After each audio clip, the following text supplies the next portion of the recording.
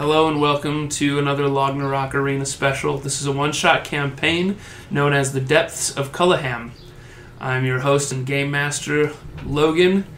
To my left... Hi, my name's Artie, also known as Artie Lama, and I'm a cleric, level 6. My name is Andromeda Dawn, aka Droma, and I'm an Artificer 5. Welcome to Cullaham. This mighty metropolis sits on the edge of the world, at the furthest point of the highest bluff on a great peninsula. This population is mostly human and halfling, with a small cluster of dwarf and elves, gnome artisans. During the day, this civilization boasts a thriving market, with local and distant caravans selling perfumes, exotic foods, mining tools, and the ever-popular gemstone pulled deep from under the land bridge. The Colossus army constantly trains near the beach, forest, and rolling hills to best hone their skills at defending the population. For you see, this land has many mysteries, and every night distant hoots and howls from hellish monstrosities can be heard at the edge of the wilderness, waiting for another chance to ambuscade the townsfolk that can't afford a living behind the city's walls. While it is true that nighttime devours the day, it is doubly true that every morning the sun returns to frighten away the cowardly dark. As the sun peeks over the wine-dark sea, the city is waking up, and the monastery is ringing their early bells.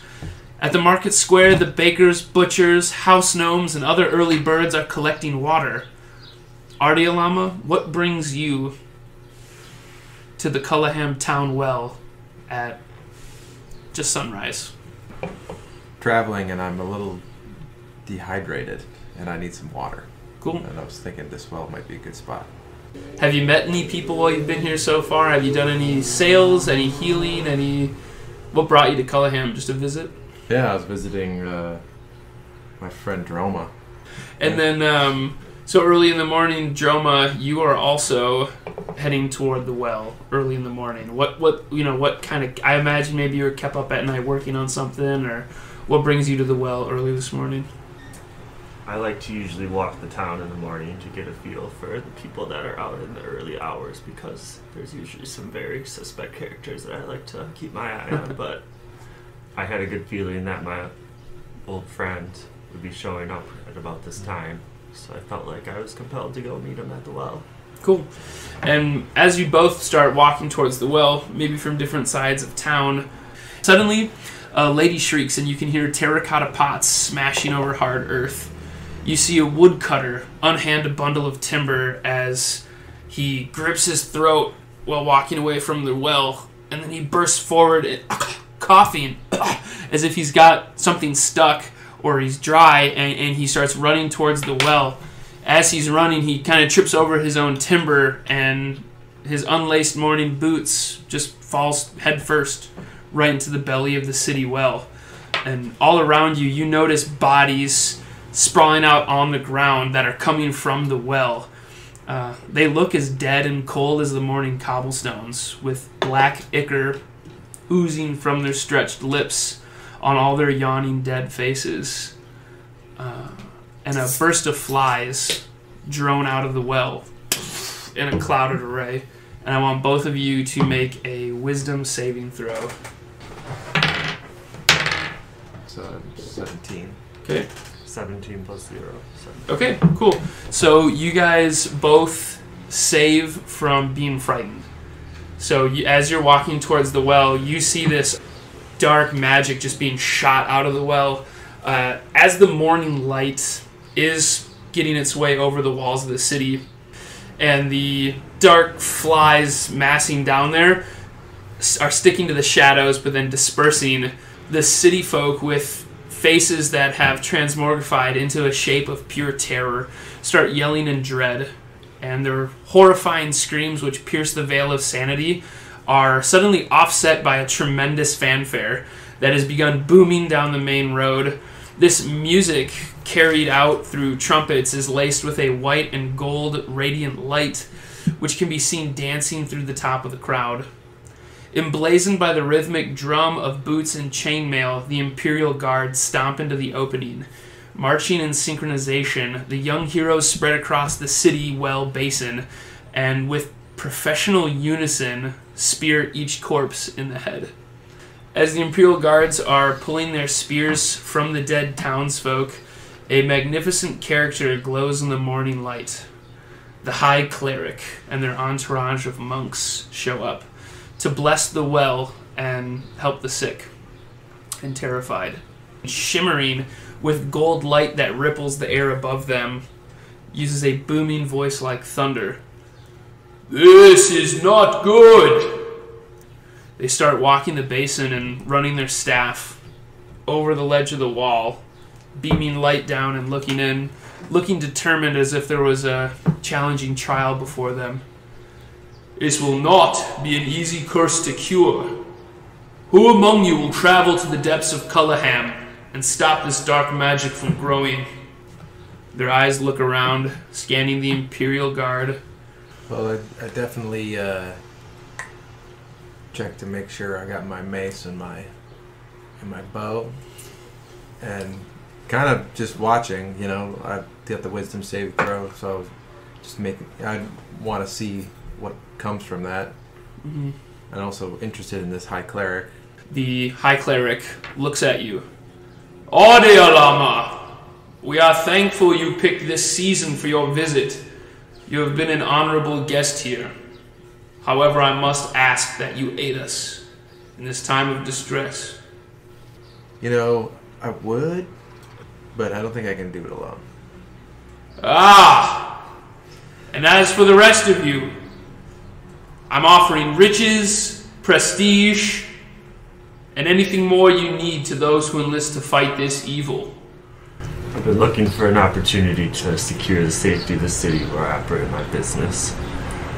And I could never deny one of my oldest friends in town at the right time to do that exact mission.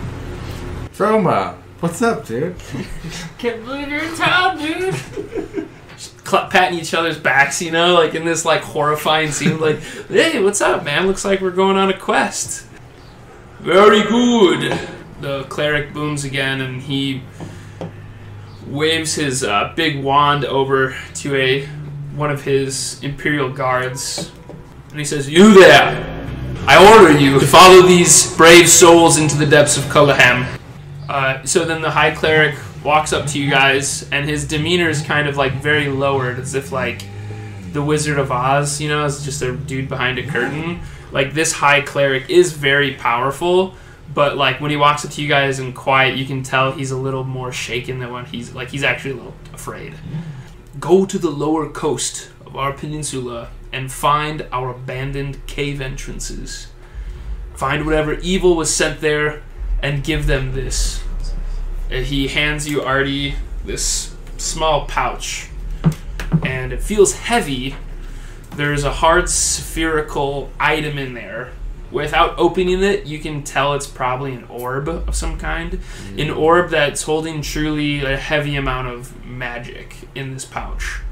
"Do not open this bag until you are certain you are in the source of this dark plague's magic." And he looks at the rest of you, and he waves his staff over to the city gate, and he says, "Be off! We are less than 12 turns until sunset." Immediately as him saying that, his booming command, the city folk, the guards, everyone start up in a cheer. Fanfare, drums, the uniform clatter of chainmail and armor, so as people open up a path. As the adventurers start heading toward the gates, the townsfolk line up as if there was a parade happening. There are children gazing wide-eyed at these new heroes of Cullaham. There's also, I want you to each roll me a 6-sided dice. 4. 3. Okay, so Artie, you get a very firm handshake from a nobleman. As you're like walking through the parade, you can tell this guy's like super wealthy, super rich, and he gives you a really firm handshake. Droma, as you're walking, you hear a lady yelling, "Droma! Droma! Droma! Some people start chanting once they hear your name, but they look over, and the lady in the crowd you notice is just a dame you've met before, and she flashes you her very large breasts. Nice. Yeah. You've passed through the main gates and walked across the drawbridge. Standing outside the city in the shadow of a mighty bell tower, you hear the music with no diminuendo stop abruptly right as the heavy portcullis slams down behind you. With one final boom from the high cleric, "Follow the goat path north and scale down the cliffside. There amongst the rocks you will find the entrance to the Depths of Cullaham." You guys start off on your trail to the cliffside. I never did get that water from the well. I know you're thirsty, friend. Please drink as much of my water as you would care to have. Nice. Cool. Fucking vodka, man. Fucking vodka, man. Also, I turned to the Imperial Guard and asked him, what's your name? My name is Favre, sir. Your name is what? Favre. Favre? Favre, sir. Like Brett Favre? Potentially. I've never heard of this Brett Favre. My great-great-grandfather was named Terib, which I think is Brett backwards. My great-grandfather, Terib Favre, have never served him wrong in his people. I have been serving Cullaham for 3 years, and I will die by the blade protecting Cullaham. It's good to know. And his eyes he never even made eye contact with either of you. He's just marching the whole time forward. I've met Imperial Guards like this before. Okay. I work with these guys all the time here in the city. He'll be strong, but we gotta watch out. I'd like to ask Favre what his inventory is. Pulls his longsword out and he goes, "This was my great-grandfather's longsword. The very longsword I carry with me. Bestowed upon that, I have some beef jerky rations, 50 foot of silk rope, 2 grams of cocaine, my stoic shield that has a depiction of a dragon's head on it, and I have to say, a very lovely leather from my lady back home in Prakampur." On the goat path, as you guys are walking and you're interrogating Favre, your Imperial Guard, you hear, "Help me, adventurers! Help me, adventurers!" And this man, looking like a middle-class nobleman, like he's not the most well-off, but you can tell he doesn't do labor, he doesn't do anything like that, he just trades and does goods. He's wearing a very royal blue tunic. He's got scraggly black hair and a tight-trimmed black beard. And he says, "Oh, help me, adventurers!" And he runs and he puts his hand on Favre, and Favre knocks him off. He goes, "The demons! My brother! They've killed my brother!" And he points back behind him. "Help me, adventurer!" And his hand's shaking. And he pushes past you guys and he starts running to Cullaham. And then you guys see 2 troglodytes from the cliffside. Roll for initiative. Yeah, we'll say they're about 60 feet away right now. And Artie, you are up first. I'm gonna just pull my... I got my moonmeat bow. Yep. And I'm just gonna shoot one of them. 21. Okay, that's a hit. So 8 plus 3 is 11. Yes. Hits him. You're maybe aiming for his leg and it hit him right in his pelvic area. Doesn't have to be like a penis shot or anything, but like right in the lower abdomen. Really painful and bogs him down. And it's actually his turn now. So they are going to run plus dash right at Favre. And that was his turn. Because he's just shot in the gut. He's sprinting. Mm-hmm. They're both in a sprint. And it's the other one's turn. And it's also going to sprint right up here to you. And then now it's your turn. Okay. I want to shoot a firebolt at the other troglodyte. So, yeah, 18 plus stuff, which is at 8. That's a hit. Oh my gosh. Alright. Okay. We're hitting these guys hard. He's almost... Yeah, well, what does that look like? when you kill him. You killed him with that fire. What did it look like? Killed him? Yeah, so both of them are sprinting right at you. Right at you guys, and Artie right away being the quickest one in the group, who's probably seen a lot of combat. You know, Artie's been around the world, and probably sees the troglodytes. Is like, oh fuck, shoo, and just greases one from like 60 feet away, and they both start sprinting. And you're maybe looking left or right, and you get your quarterstaff out. You're like, all right, time to try this bad boy. But what do you do? What does it look like?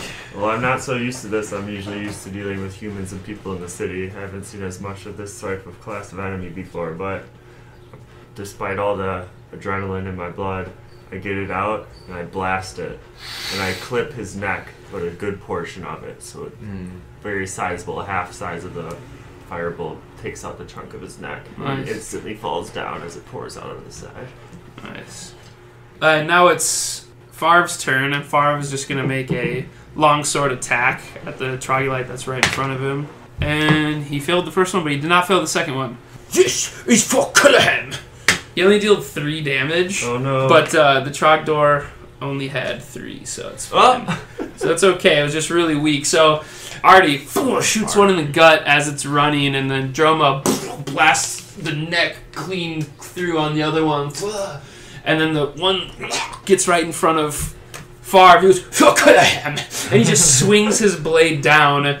And it kind of like misses like the clavicle and like the mark on the neck, and it makes this really ugly thunk as it wedges like into the shoulder blade, and just a really poor hit, but it was enough to knock out the troglodyte. And you guys are now out of combat. I go retrieve the arrow. Okay. I pull it out and I just sniff around. And I go, Yep. Smells like alligator stew. But I also want you guys both to make a Constitution saving throw. I rolled 12. I rolled 6 total. Okay, so your 6 is not enough, and what'd you roll? 12. Okay, so yours Poisoned. is enough. Artie, you have enough Constitution to. So you've smelled some shit like this in the wild before. You've lived in swamps, probably. You probably spent some time in bogs. But Droma, who spent a lot of time like in the city in his laboratory, and spent a lot of time with alchemy though, but has probably never smelled something so foul as this. You are just poisoned for the next hour. You have disadvantage on attack rolls and ability checks. Okay. Okay, so you guys carry on down the cliff. Yeah, walking along the goat path. Yep, walking along the goat path, you guys get to the edge. Just the sounds of waves. A lot of waves slapping in there. There's very low tide. Water levels like really low. A lot of the rocks are exposed. Don't see much wildlife at all. And Artie, as a hermit and a wood elf, you kind of know that's bizarre. So you definitely can start to really notice the difference now of whatever's going on in these caves is affecting more. So yeah, Favre starts marching, and he's clanking down the rocks as he's making his way down, and he is doing a pretty good job. He actually looks way more agile than you'd think as he's making his way down these, like, you know, chunks of rocks. They're all broken up down there and moving down. And why don't you guys each make me an acrobatics check? So you have 10 plus 3 is 13. Okay. 16 plus 1, 17. What is that? Yeah, 3 plus 1 is 4. So, Poison. Favre makes it down, clambers down. Artie, you clamber down, and then Joma's kind of like slow seeming as everybody's going down. He's kind of like back. He's taking a little bit more time. He's going down, and you actually retch, and like puke a little bit on a stone, and then slip on your own vomit and fall. You take 3 points of bludgeoning damage as you hit the rock. You fall about 15 feet and hit your thigh and get a really bad Charlie horse. So You gotta cover me. Scaling down the side of the cliff, you see the cave entrance toward the Depths of Cullaham. The entrance is a stone arch and a paved cobblestone flooring similar to the cobblestones from Cullaham that you've seen. So it's likely the same architect. This cave entrance was mined or used for building underwater cisterns for the city. Probably many uses for, you know, working up and under the city. At one point, it was used for storing goods a long time ago. I'd like to ask Favre what he knows about these caves, if he's heard any legends or tales about this area, this location. There's an old tale my grandmother used to tell me about the Dark March. The Dark March had occurred 200 years ago. It was told that the darkness would not come back, as the Imperial Guards and their mighty royalty had fought off the demon pursuers. It seems that these have come back, and they are using this underground cistern and underground cave system to attack us during the daytime as well. This is Black March maybe coming back. It could be random chance, but I believe this has to do with the foretold prophecy of the Dark March returning. But I don't know what this cave is. That's some good context. Appreciate your insight, Five. Of course. Shall we? Yeah, so as we walk into the cave, there's a small, well, there's not much life around, but I see some moss on a rock, and I kind of pocket the rock, and then I touch Fav's sword, and use my cantrip light to light it, and I say, Fav, go ahead and let's walk into this cave so we can see. Jiminy Cricket! What kind of witchcraft is this? You better not have broken my sword, but I appreciate the light, as I am only human and do not have the eyes of you elves. Sure. That's actually really cool, and also a good way to convince him to lead. Smart and Steve. My many thank yous, humble wood elf, for your light guidance. This is the deepest magic from the hills of my forefathers, and this is designed specifically for you. I want you to have this for the next hour, and we'll keep you strong. My word! Well, we march! And he, with this newfound vigor, he was kind of demoralized after his really bad swing at the troglodyte, as a kind of like getting a nervous feeling, but now he's been rejuvenated with this vigor. Take inspiration, Artie. These So you check that box. Won't believe anything. Artie lights up the sword, being very genuine, very like, here, dude, like, lead the way, like, let the light of my ancestors guide you, like, in this tunnel, and you're just watching and you go, that's easy. Like, These foolish humans. yeah. So, you guys are entering the cave. The cobblestone path is 10 feet high and 5 feet wide. The path is winding, but steadily going downward. And the cobblestone floor soon stops, and the ground becomes more natural, cave-like. So the cobblestone, which was very uniformed architecture through this tunnel going in, stops and the cobblestone kind of pitters out to where it's just natural cave now. Yeah. It's been dug out, and at this point they didn't really see a whole grandiose reason to keep doing any fun stuff. So the tunnel widens into a larger room that stretches deeper into the darkness. The path, now 10 feet wide, with an even wider berth that's housing stalagmites and stalactites. So you're on a 10-foot path, and the room's even wider, and you could even walk behind the stalagmites and stalactites if you wanted. I want to look around. Okay, you like looking around? Yeah, go ahead and roll that perception. That's Nice. 16 plus 6. Damn. Okay, so 22. Oh, you're gonna find it for sure. Adelama, what do your elf eyes see? Yeah, exactly. What do you see with your special eyes? So you walk in there, you start looking around, you're trying to see the different stalagmites, stalactites. 22 is an awesome perception check. You actually are looking past the stalagmite, and then you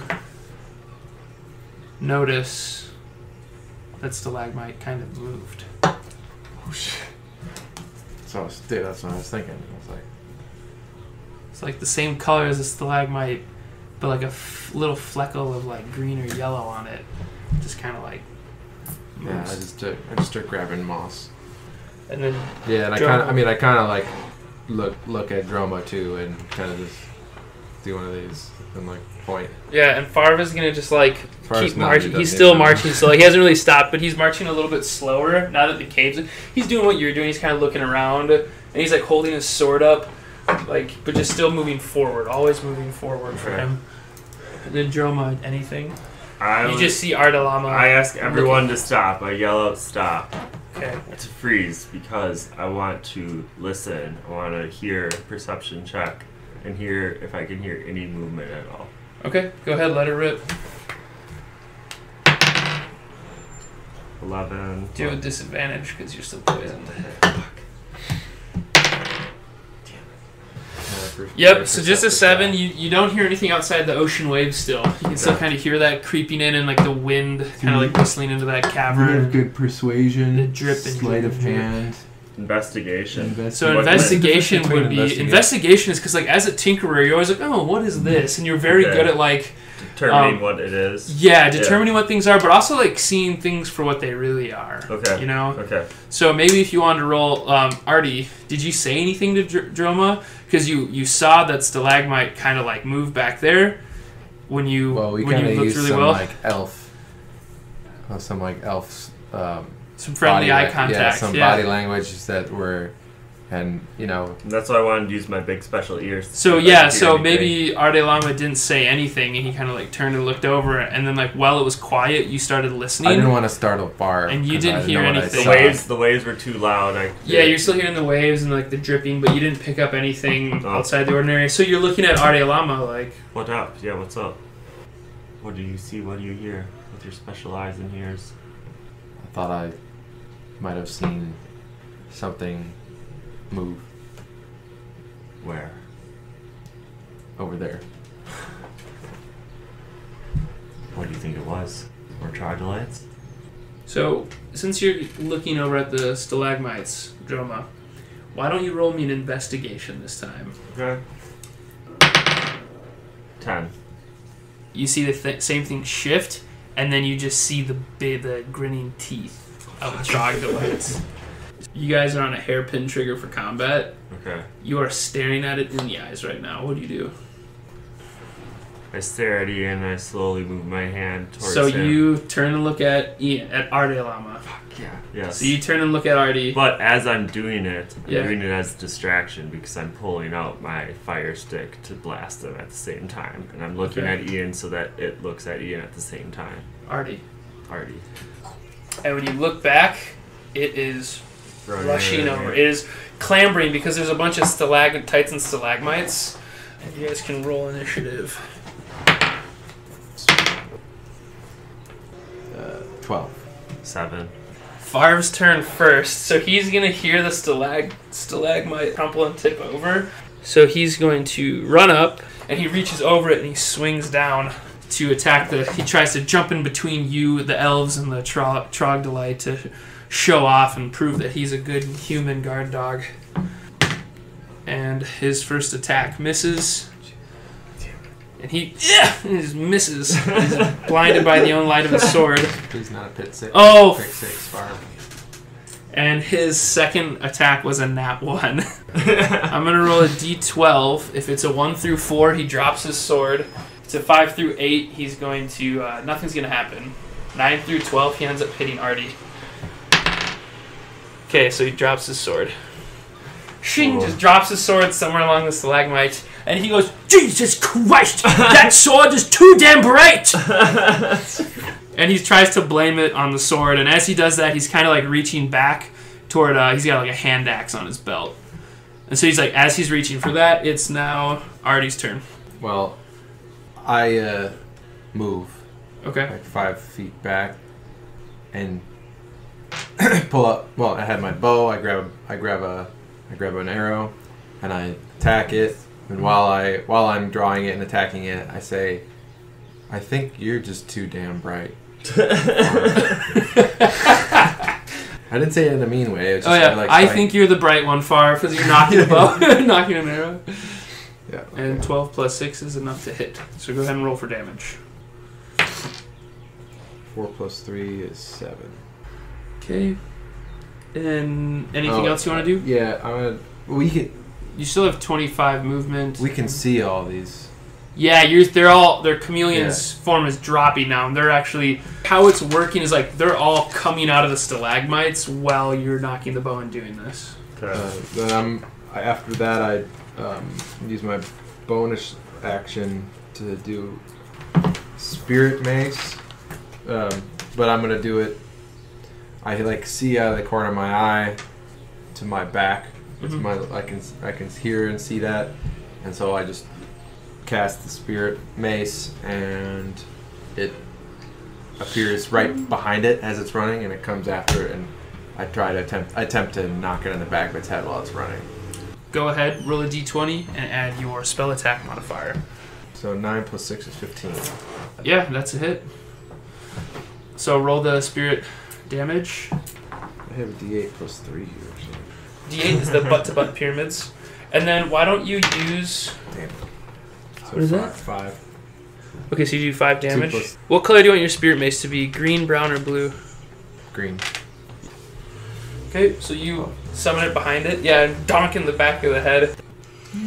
And then it is that Troglodyte's turn. And they're going to plop onto the path, and they're going to make an attack on Droma.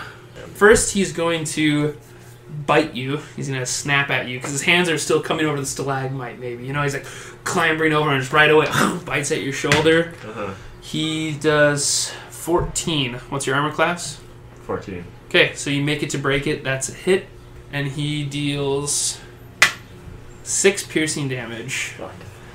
Just pierces right through your studded armor. Oh, and one thing I wanted to mention about your studded armor, it's tie-dye. Nice. So your alchemy that you work with a lot of like different acids and bleaches and powders and everything.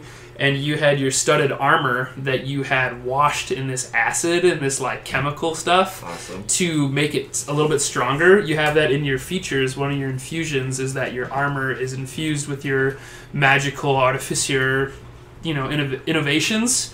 It's just one of the side effects, if you want to call it, is that it is tie-dyed from the acid color. So you're wearing this like tie-dyed studded armor, and it just bites into it and pierces it, and it's maybe got its fangs sunk into your shoulder. It's going to swipe twice with a left and a right claw. So do I need to take 6 off my hit points yet, or? Yes. Okay. Yep. So you should be down to 21 now. Yep. And then it swings left, it swings right, and only one of the claws hits. And you'll take another 4 damage. Sorry, you said 4 more? Yeah. Okay. So you should be at 17. 17, yeah. Okay, and then the other black troglodyte, is going to clamber out of here, and that was half its movement speed to get out of the difficult terrain, and it's going to just walk a little bit closer to you guys, and then it's going to use its action to just scream this like curdling gargle of, it's like a high-pitched noise with like a gargle in the background, like when you beatbox and do 2 sounds at once.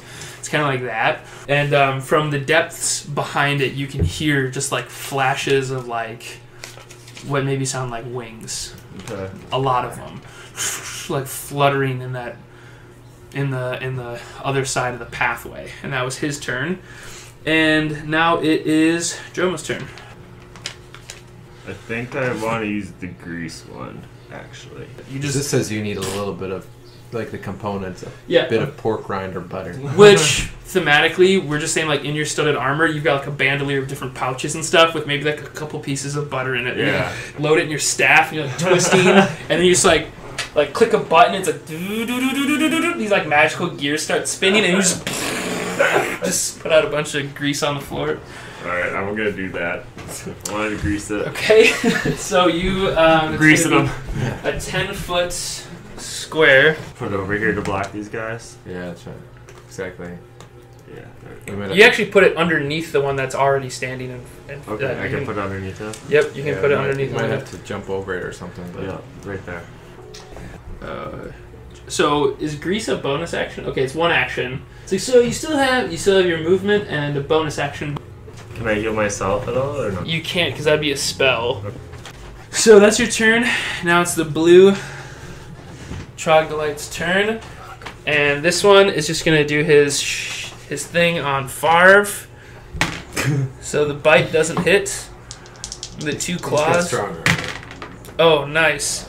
Both claw attacks hit. Damn. So he bites at Farv and misses because it's probably like a stalagmite in the middle. And then he just with his claws, and they each go into one each Farv's shoulder there. And Farv is going to take 10 damage. For her. And then, this one actually needs to make a dexterity saving throw right away from when you dropped oil. We'll hit you back up. What's your spell save DC? 15. So that's just showing like how slippery your grease is. Okay. And that Pretty troglodyte, slippery. did not pass. You rolled a 13. And then this blue Trogdor will use its movement to get out. That's half his movement. He'll use his other movement to rush at you guys. And he's also going to make a dex save throw in the grease. Ooh, he also is prone. So one of the blues is also prone. That grease is paying off. Thank Yeah. God. Fools slip down. As And a they're big and man. they're trying to like slap their way up, kind of, you know, like they like are thrashing around in this pork butter. And it is Probably getting Farv's longer. turn, Oh, God. and he is going to. He has his hand axe out now. He whipped his hand axe out, and he's going to make an attack. It is a hit. The armor class is weaker than I thought, so he's going to deal 5 damage. And he goes in for another swingy, and does it again. He gets another. He goes in the same opening, and now does 6 damage. Oh, and that was the one that It's the first one. Artie shot. Yeah. Yeah. Yeah, he's dead. Let's go. So he just and you can just take that token off the board. Okay. Artie, it's your turn. All right, I'm gonna turn right around and see the greasy motherfuckers, Mm-hmm. and Just see him like flapping on the ground. take my arrow out and shoot the blue one. Okay, and do it with advantage. 6, 3. So 3. I'm sorry, 6 plus. 6, so 12. That's a hit. Roll for damage. Okay. He's flopping all over the place, and you're like, ugh. 6, nice. Plus 3 is 9. You do 9 damage. Very good. Anything else you want to do? Yeah, then the spirit mace has one last attack in it, and it goes back again to hits the same exact spot it hit, or attempts to hit the same exact spot right next to Droma. 15. Then 5 plus 3, 8. Does 8? 8. It's not enough. Almost though. He's bloodied. He's beyond bloodied. Nice. And the flapping noise that you guys heard from the one that yelled, a swarm of bats. 30 feet of flying, right over the grease, no problem. And they actually occupy the same space since it's a swarm. Artie and Lama, the bats swarm out of the cave, and they're now circling all around you with their little bat mouths. Assholes. 16. Armor class is 16. Okay, make it to break it. So that's a hit. Killing us. 7 of them get good bites on you. And you take 7 piercing damage. And then it is the Black Troglodyte's turn. He's going to do another bite and a slash on... Ooh, he hit you again with a bite. He rolled a 16. And you're going to take 3 points of damage. And then he's going to claw again. And one of the claws hits you. Same thing as last time. Oh, this time it was only 2 points of damage. Okay. And it's the other one on the ground's turn. He's going to use his movement to stand up, but then make a dexterity saving throw to see if he can stay standing. And he rolled a nat 20. So the one that the black token, you can remove the prone marker. Joma, your turn, buddy. Okay. I want to attack the black token troglodyte that's biting me with firebolt. 14. Okay, that's a hit. 7. 7 damage. Yeah. Alright, that's enough to kill him. Let's go. He's beating me down. Yeah, he took a lot of life out of you. and you just put your staff stick it right in his mouth or something. Yeah. Yeah. Right up in the his rib. nose. Yeah. The nostril. Turn his head into pulp. So it's the blue one's turn, and he's going to do a dex save to try and get up out of the grease. And he failed, so he is going to remain prone. And it's Favre's turn. Oh, come on, Favre. He is going to... This guy's dead, right? Yep, yep. It's Favre's turn. He's going to crawl out of there. He's most of his movement. And he is going to start swinging at the bats that are around Ardealama. He's going to just, with his hand axe, just start chopping and chopping and chopping. His sword's still on the ground. Yep. Yeah. But there's still enough light coming off of it that he can still see in dim light for the most part. Okay. So he's going to make his first attack, literally swinging at the space that... If he hits his natural, or crit, or if he hits the one. It's going to automatically hit you. It's, 13. Let's go. Partially coming through when it counts. Yeah, actually, he works well. Okay, so that's a hit. Not the fucking sword. Maybe I shouldn't have. Maybe I should have just. I was thinking about making him light, but I thought it'd be cooler to make the sword being light. Okay, so he does. He with his first attack, swinging his axe in there at the bat, little hand axe at the bats, he ends up killing 4 of them. Wow. Which is really good. And then he goes in for his next attack action, and does not hit anymore. So he just runs in there with his hand axe, and he's just really swinging away. Maybe he's trying to be careful this time because he almost took your head off the first time he screwed up. So he's just working on his. He's working on it. It is Artie's turn. So what I do is the bats kind of. Well, during this whole process, I've been, and he came with throw his axe and stuff. So I've been kind of. These bats are flying all around me, kind of distract me, and so I just jump backwards 5 feet. Okay, they take an opportunity of attack on you. Oh yeah. So that is a 19 to hit.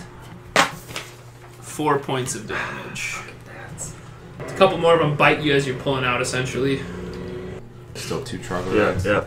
Yep. I shoot at the black one with an arrow. Cool. 13. 6. Yeah. That's a hit. 6. So you hit him in the chest, and he doesn't look entirely phased by it, but he's This guy's fatty. yeah, he's a fatty. And maybe because the grease of the arrow just lubed up as it went in.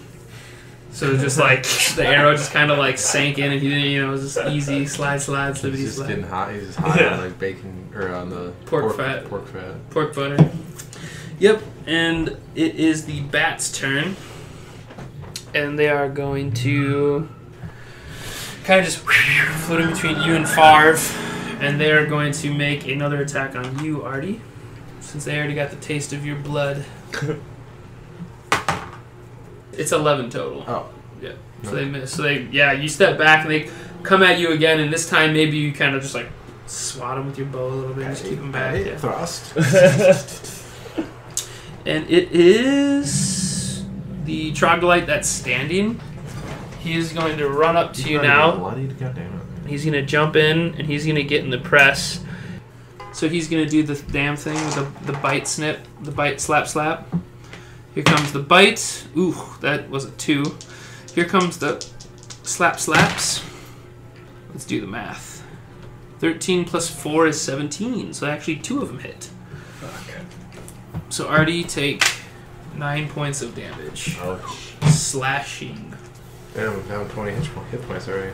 Me too, almost. Drama's turn. Alright, first I'll move. I just kind of get in the stalactites, maybe get a little cover. Yeah. Put your back to a wall so you're no longer getting troglodytes. Way into the corner. So I have a good angle on everything. Maybe even mount your quarterstaff right on a rock. Get a nice level. 1. Damn. Fuck. Oh my gosh. So go ahead and roll a percentile dice. Since this is a 50% chance, I'll say from 0 to 50, you hit him. Okay. 50 to 100, you miss him. Okay. 50% chance. 48. Fuck. Okay, so you end up hitting Artie. Roll the d10 plus 5. 7 plus 5. That's 12 fire damage. A firebolt just creams Artie on the side of the head. Blast. Sorry, brother. This is it. 12. 12. We gotta heal. We gotta heal, bro. That's good. And your turn's over. I'm not gonna let you move anymore, Joe. Fair. I moved already. The blue troglodyte that's in the grease still. Yep. He's gonna use his movement to stand up. Dex save, and he falls right back down. Let's go. And then the grease is now over. Though the grease disappears. All right. And let's just say he's still prone. It's Favre's turn. And he's got a troglodyte in between him, right? That's the bats. The bats are right. Okay, so he's going to just keep hacking and swacking and whacking with his hand axe. Oh, nat 20! Let's go. Let's go, Favre! You did He's it! really coming He through did Hail for us. Mary. Yeah.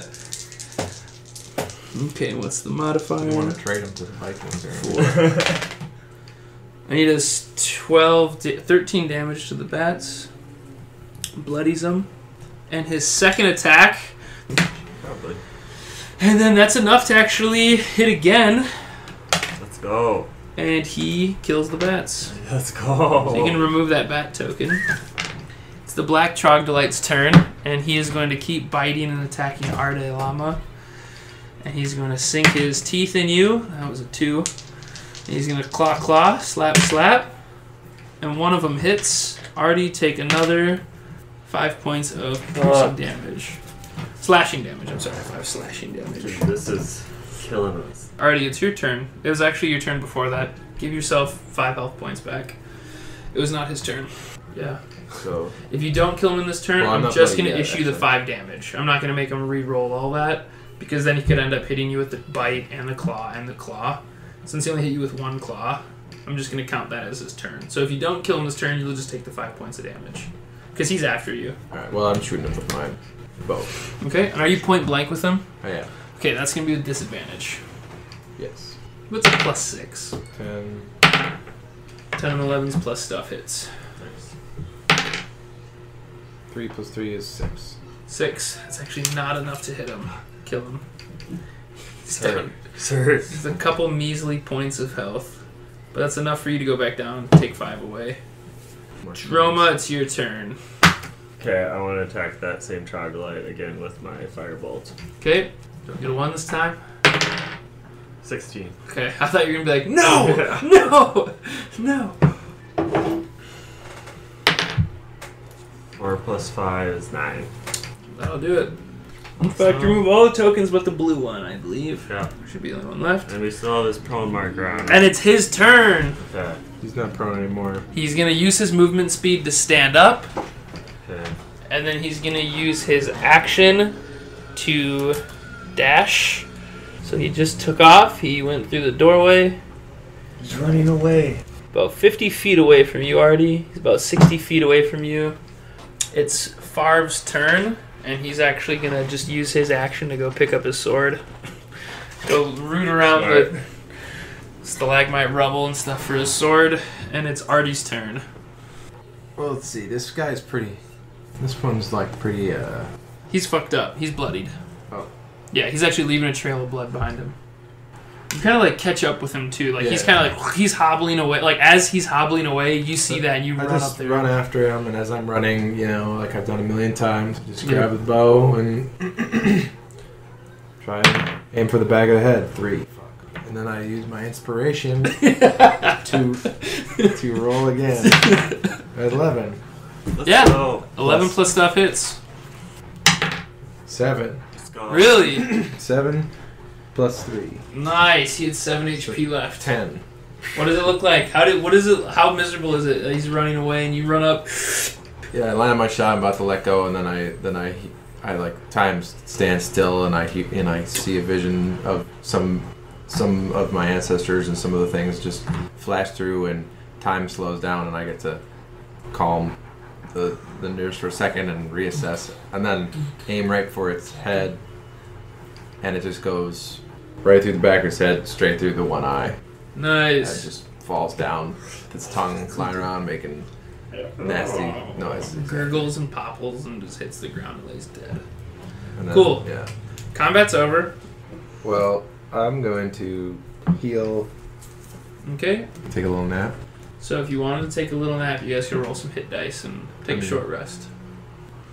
I say we just do that. Basically, it's taking 4 hours to like sit down, go through your equipment again, see what you use, lick your wounds, put some tourniquets and sutures. Can I use my Channel Divinity before the hit dice, or is that... You can use it whenever you want. Do that, and then... Then I can do that to any creature. How many times? I can only use it once? Twice. So once you hit level 6, you get to use it twice. So I'm going to use it on both... Basically, isn't it just like a sum of points that you can divvy out to anybody that you can see and touch? Yeah. It says 5 times the cleric level. So 30... Well, I can only... Well, whatever. I get up to 25. Right. So you're up to 25. And then I got 30... Yeah, that got me right back to... Full? 50. Cool, man. Nice. Barbara's back up to 4 as well. I go to 15 first. What do you mean? So that's half mine. Your channel, yeah. So you'll go to 15 because of his channel divinity, and then you can Okay. add your hit dice. And then I had 24, which is past 30, so just back to 30. Go 30, yep. Bloody good show, lads, I'd say. Ardea Lama, why don't you go ahead and get out that orb that we are supposed to deploy? I believe we've found the spot. You think that this is the spot? Yes, I mean, that was quite the encounter that we've had. Have you ever been in a cave before? Not quite so, but I would say that this was quite dangerous. I understand where you're coming from, Barb, but that troglodyte was running towards something. And I think where he was running towards is probably where we should run towards. And that's probably where it is. This is just the entrance, bro. I see. Well, I guess it wouldn't hurt to continue to explore. And we could always come back if we think this is the best place to deploy the orb. But sure, we could follow your lead. Well, what exactly, again, did the cleric say? To remind me, your boss, what did he say what was his instructions? Let me just do a history check. Here, buddy. I guess I don't remember too much of what he said, but maybe you're right. We should. I'll let you take point. And he steps aside and he gestures for you to go forward. I just light up Farv's sword and I say, lead the way, Farv. Let's move to the next room. Sure, but you I think it'd be best that you take your orbs here and continue with the quest. But I'll be right behind you and still ready to die for Cullaham with no hesitation, sir. With no hesitations, I will happily throw my life down for Cullaham and all of its people, sir. After you. Farv, are you a coward? What? I don't think I'm a coward, sir. I've braved the most grueling training, and I am the chosen sword on the square from all of our trainings down by the beach. As a chosen sword, I have to say I've proven my mettle in the training arena. Well, we need your chosen sword, again, chosen this moment, to lead the way. Will you do this? Should I roll persuasion? Yeah, roll persuasion.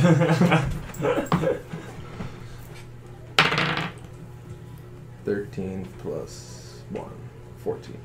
I believe you're right. You are merely a guest to Cullaham. This is not your land. This is not your honor. But we thank you for your help, sir. But this is my quest. And he just starts marching down the hallway, and he starts leaving the room, and he's marching headlong, feeling rejuvenated. And he takes his sword that's lit up by you. What color is the light? Just like radiant white? Is it golden? I was going to make it red. Right, like a dim red. Yes, sir. He's marching down there, and he's just moving headlong, and he gets to... You guys are following right behind him to the end of this tunnel entrance as it's narrowing now back into a 10-foot wide path. And to your right, there is a tunnel to the right, and there is a tunnel to the left. But I guess I don't know which way I should go, sir. Well, I guess I go up and I look at both ways, and I try to see as far as I can see. Yep. And so to the left, it banks down with a slight decline down to the right. Wide open path, though. Still 10 feet, about 6-8 feet tall, maybe. And the one to the right is gradually going upward. But the further down it goes, there's refuse of fallen rocks. There's actually some timber, debris, refuse, just like crumbled up tunnels. As it's gradually going up, the hole does kind of get smaller and smaller, though, and you can tell it does kind of taper as you go. But you don't see the end of it? But you don't see the end of it. Nope, it's still gradually going up. Okay. That's the right. That's the right. The right has refuse piles and stuff gradually going up. To the left, you have a just kind of slow downward slope and a little bend to the right. Well, if we're going somewhere where there might be, the destination. Evil afoot, sir. I agree. We should be looking for evil. Exactly. Park. That's exactly what I was about to say. Very good, sir. So I think the evil, I don't know, the path of least resistance. Okay. Even though we can't see, maybe that's where the more traffic is because there's less debris. Roll an investigation, Droma. Damn. 18 That's why I investigation. guessed you're rolling. Droma, you start focusing on the real world.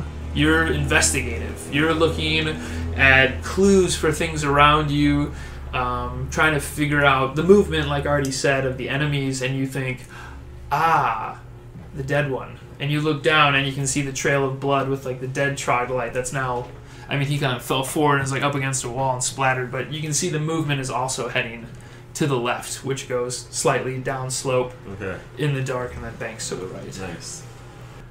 It appears that the wounded creature that we've eventually killed is going to the left down the pathway. That bends slightly to the right. Then slightly to the right. Favre, lead the way. Yes, sir. I was hoping you would choose this direction. I must admit I'm finding myself in a cave for the first time, and I'm very claustrophobic. I believe this is why I preferred my trainings on the beach. This is your challenge to conquer. This is my quest, sir. For your... This is my destiny. And he just starts marching. Silly humans. And then he stops. And then he stops for a second. He stops for just a second. And he looks down and he grabs a little bit of the sand and rocks that are at the bottom of the cave and he puts it in his pocket. He says, "Someday my children will ask about these depths, and I want to show them I was here." And he keeps walking. And he's going to take inspiration. And you guys start walking down the path. It does bend to the right. The smell has gotten really bad. It's no longer the stench of troglodyte. It smells more like dead. Oh, she needs some end. So you are walking through with this dim lit red light that Favre is leading the way down the tunnel. While you guys are walking, what were you guys talking about? Like, what were you just following him closely? I think we were a little distracted because it was our first chance to ask each other about old times that we had together a long time ago. Cool, man. So we were kind of like finally catching up a little bit. Just kind of moving down the tunnels. We've been on our toes the whole time, and then we finally have a little bit of a chance to kind of catch our breath. Do you ask Artie anything specific? I asked him if he's heard anything about this legend, and if he knows anything that might be useful. I think about all the history and the stuff that I learned in my training and as my time as a hermit. Yes. Maybe something you've read, maybe something you've... So I grab the symbol that I have and I meditate for a moment and call upon my wisdom of my ancestors and the Fae. The Fae, yeah. Roll a religion, man. 12 plus 4. 16? 16. You do remember something. And no, your recollection is coming from like someone's telling you the story. Like you've heard it before. You guys are going to fight a henchman from a very high level demon lord. And the demon lords can't come to this plane, but it's been known for millennia And like your ancestors obviously are ancient, timeless, because you're speaking to a whole line of wood elves. And there was a time when a demon lord was able to cross this plane with his magic one time before, and it was by using the bodily remains of humans that massed in one area, right? Like a buildup of dead. And then that was used to create a portal, and the remains from the dead actually turned into a creature, a monstrosity. An abomination. Yeah. Just chaotic evil. A chaotic evil demon. This is and it's put together by dead. Oh, that's the Lord? No, not the I can't even like that's you're. When I say I mean your ancestors. Right. Yeah. Ordeal. I didn't have the chance to fight this demon lord, but I do remember fighting his abomination when it came through the portal. Dead bodies, living, feeling the way it would lumber around, dragging its body, every piece of it hurting as it moved, but willing to carry out its order from the demon lord. And it poisoned the river. This can't be no different from what we've experienced. Be careful down there. Yeah, and then do you translate, and then do you start telling that tale to Yeah, I recollect so all of that. You're like nodding. You're not gonna like it. Yeah, you're like nodding, yeah, and so you're describing that whole story, and then take inspiration for catching up. You guys, no, you just get it. Okay. But what'd you roll? What'd you roll? 11. Nice, dude. 1-1. Make a wish. You get one wish. And you bonk into. I wish Far finds happiness in this world. Yeah, there you go. Take double inspiration. Yeah, take 2 inspiration. And so the room is completely chiseled wall, really well defined wall with some intricate patterns that are. They don't look like they're supposed to be a runic design or like language of any kind. It's more of like a decorative carving, but they're sharp angles. Okay. And then some are like so picture like how Sanskrit looks, but also kind of like how you know all those letters that are sharp and then they've also got a lot of decorative to them and swirls. Just like a really fine print, but bigger and more as a design. So it's all carved into the wall, really cool like. Okay. So there's been some kind of master builder here, you know, or something. It definitely looks like really intense craftsmanship and stonework. There's one candle on each wall, and each candle is glowing a black flame. And on the other side, let's say it's a 10-foot room by cube, right? It's a cube, maybe 20 feet each direction, but perfect cube square. Very intricately designed, candle on each side. But across from you, where you're coming from, across from it, there's another doorway, right? This is a lot of doorways we're going through. But this one is just a regular doorway. It's not a big archway or anything. And it's got big, darker, like almost obsidian-looking rocks. And on the stone, the keystone of the doorway, there is a carved-out rune. And that stone is hollow. You can tell by looking in there that it's almost like an oven, right? You know what I'm saying? Like a microwave grate. And the faceplate of it has a rune cut out. And you can see that's where the black flame candle is glowing. Okay. That's where it is. Uh-huh. And Farv is standing still on the outside. You guys haven't gone into the room yet? I say, geez, Farv, what, do you see something? I think you'd be better at detecting this than me, Ade Lama, famed religious hermit scholar, and whoever this smart person is in tie-dye. I believe you guys would be better fitted for finding this out. I'm afraid I am more meat than brains meat. And he says all that while kind of just like stepping past you guys, like letting you guys slide through. We walk in, we see all this that you described, right? Yeah. Yep. So that's what you're seeing. You're seeing all of that right now, right in front of you. I look around and assess if there's any enemies nearby, or if there's any threats. So you're gonna do a perception check for enemies? Yes. 6 plus 6 is 12. 12? Yeah. So you can definitely tell that there are no other living things in there, like, at all. Maybe on the other side of that door, but like the room you're looking at, or it's not a doorway, it's still open, but on the other side of that obsidian frameworking, there's more tunnel, but in the room right in front of you is completely empty. Well, I turn to Droma and say, dude, I think that place is where I should put the orb. I want to go investigate the spot that Artie wants to put the orb to see if there's any place that it would fit well. You walk into the room, and you look up at the framework of the next doorway, the obsidian stones. And the keystone is a hollowed out stone work. And there's a rune cut in it. And it's being lit up. It's being backlit, almost like a jack-o'-lantern. It's a great example. And you're looking in. Go ahead and roll an investigation. 4 plus 7, 11.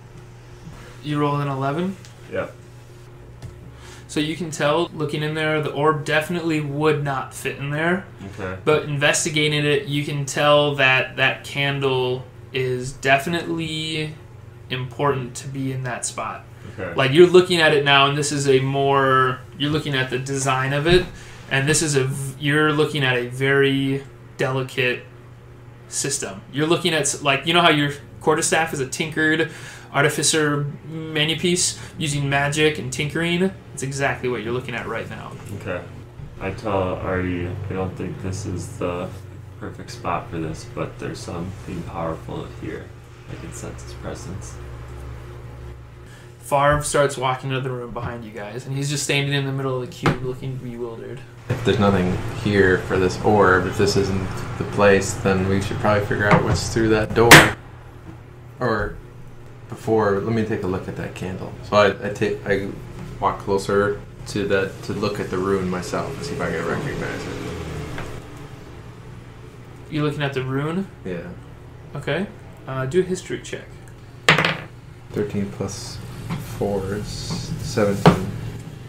You're looking at infernal language, but it doesn't look like it's a friendly one. Like, it looks like a pretty mean... It's a mean rune. Looks like a pretty mean... Like, whatever that word means in infernal is not a... But you don't speak infernal, so I can't tell you what it means. Well, shit. And so I look closer at the door, and we'll wait. I turn to Droma and say, "Can you check out this door? Is there anything weird with this door that you might know about?" I look closely at the doorway and see if I recognize anything about it that I've seen before. Anything specific about the doorway? Like, what would you be looking for? If there's any markings on it, I want to look closer at the obsidian stonework Okay. and Nice. see if there's any type of markings on it. Okay, go ahead and roll Let's see what it is. another investigation. 20. Damn. Nice, man. Plus 7. Plus 7. Looking at the It's obsidian, crit. giving the door a bigger investigation, and you freeze. And you don't move a single muscle, meaningfully. Like, you're in full control of yourself, and you're like, oh fuck, and you stop. Okay. You know that you are in a trap. This whole room is a trap. Everything about this is a trap. And this whole room is pretty much rigged to blow up if you guys don't defuse it. That's You know that there has been a timer triggered. Shit. you know that if anybody leaves the room without disarming it, it will be triggered. Okay. You guys can't leave the room until you figure out how to disarm the trap, or the timer runs out and the trap goes off. This is go time, right? I'm going to let you relay that to your team. This is a trap. You're noticing the switches, you're seeing the falls on it, and you're like, oh my gosh, this is all rigged up like a bomb. This is a trap for sure. I know it. I can sense it. What we need to do is look at the candle more closely and see if we can use it somehow to disable the trap. That's what I think so too. There's 3 candles though, right? Yeah, 3 candles. Left, right, and then there's one in the in that stone. I don't know what to do with the candles. There's 3 of them. With black flames. We're also running out of time. We should snuff out the candles or break the rune or trigger it somehow and try to sneak out. We have Farv to be a human sacrifice. Jesus Christ, I'm right here, man. We're talking in Elvish. Yeah, we're talking about. Oh yeah, okay, fine. You guys got away then. He's frozen. He's not even moving. He's like not even moving. He heard you guys say he heard you say it was a trap and everything, and he just froze. He looks like he might turn tail and run, but because he's been faltering with his. He's now looking at a fucking hell cube, man. Yeah. Like he's just like he's paralyzed now with fear. I think that there are 3 candles, and there are 3 of us, and that we need to each blow them out at the same time and accept the darkness. And that's our way. You guys are running out of time. Alright, let's do it. I got the middle one. Farv, blow out that candle. Jesus Christ. Okay, right, rushes over there. When? Right now? 1, 2, 3, blow.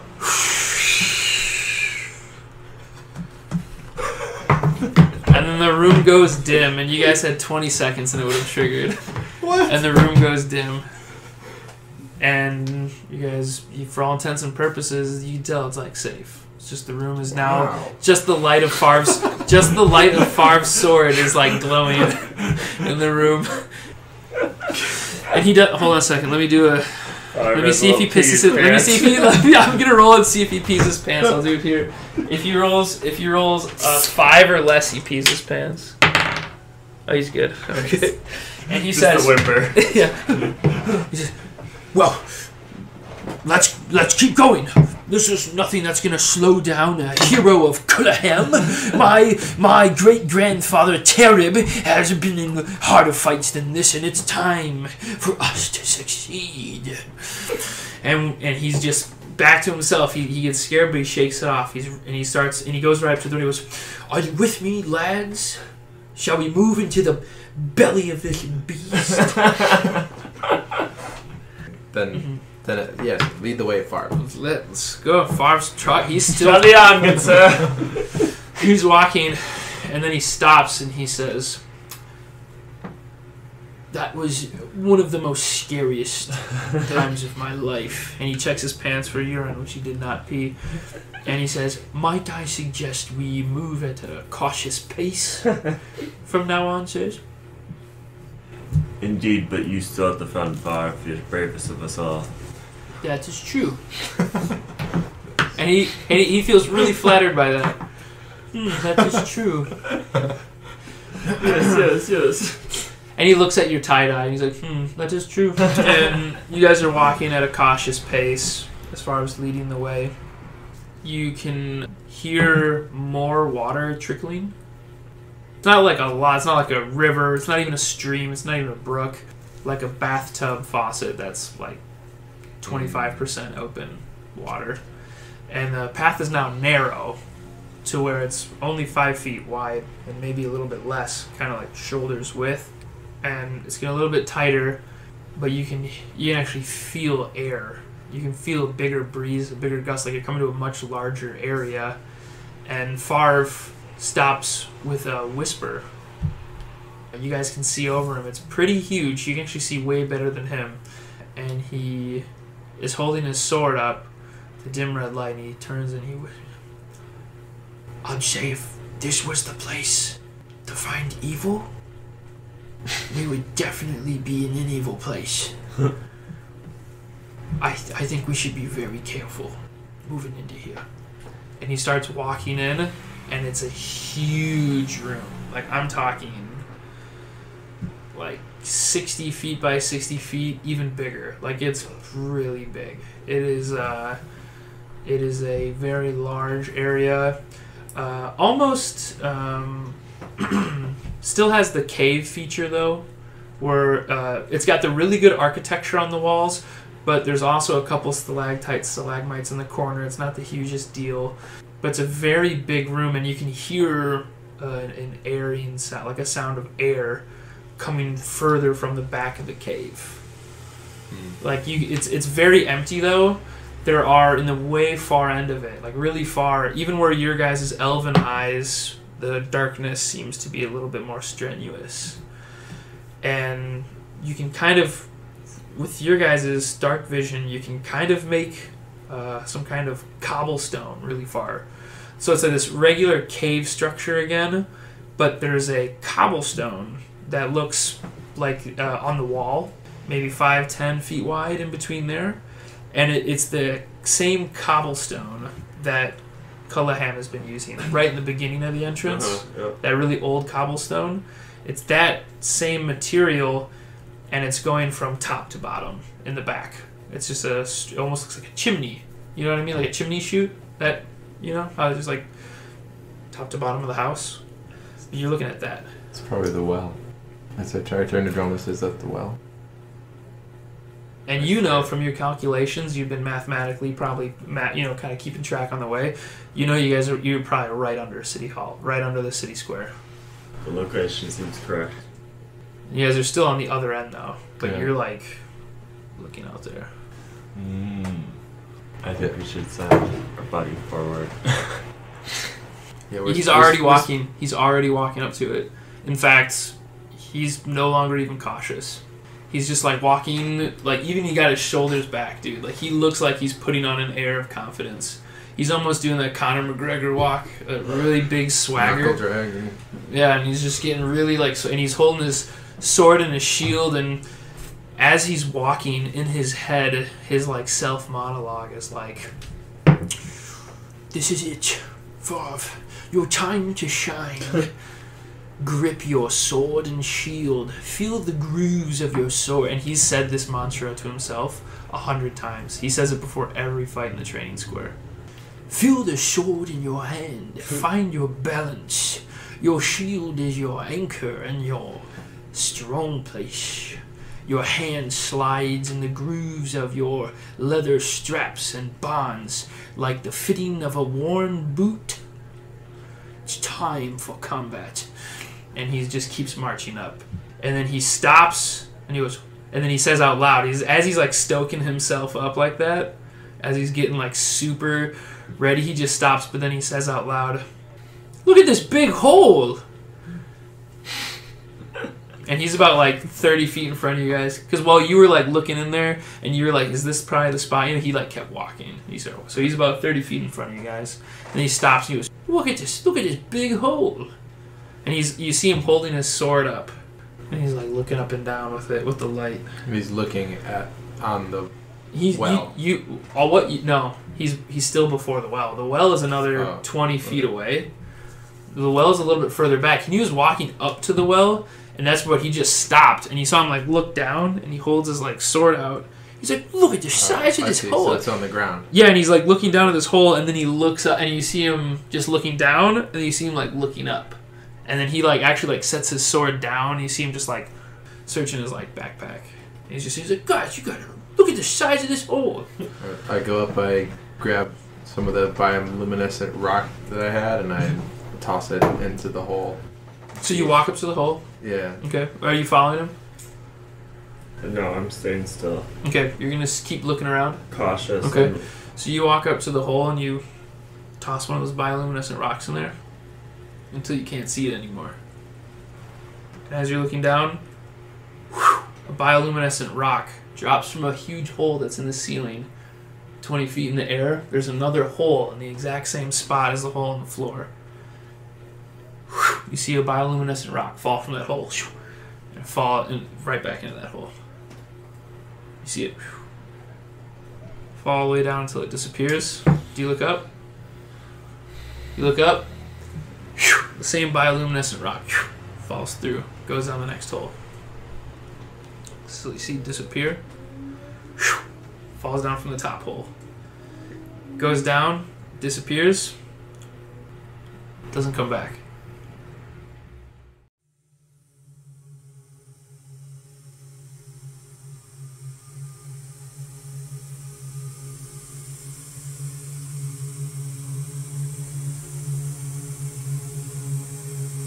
You hear this droning sound that's getting louder and louder from both ends. 2 corpses just smash into the floor. They fall from the top hole, and they were coming at a trajectory where in that 15-20 foot gap, they slid down, whoosh, whoosh, and they splattered onto the floor of the well, like half their bodies, ripping on, and flies start pouring out of each side. Start pouring out each side, pouring out a bunch of, until all these flies, and you hear and then suddenly this dark smoke, and you can't hear anymore. Like, your hearing is completely drowned out by the droning of millions of flies, and you're looking around and you can't even see anymore. You can't see which ways. You and Favre are both deaf and blind by just the sheer amount of flies and smoke that's around you. And then the 2 bodies that splatted down there, you hear go, you can hear moaning as you hear crawling from the bottom of the well and from the bottom of this hole and coming up. And I want everybody to roll initiatives while I set up this big bad evil guy. I don't know, I'm glad I'm not close to that thing as you guys are. I mean, that's a good call. You do have a lot less HP than we do. I've got some nice long-range blasters, too.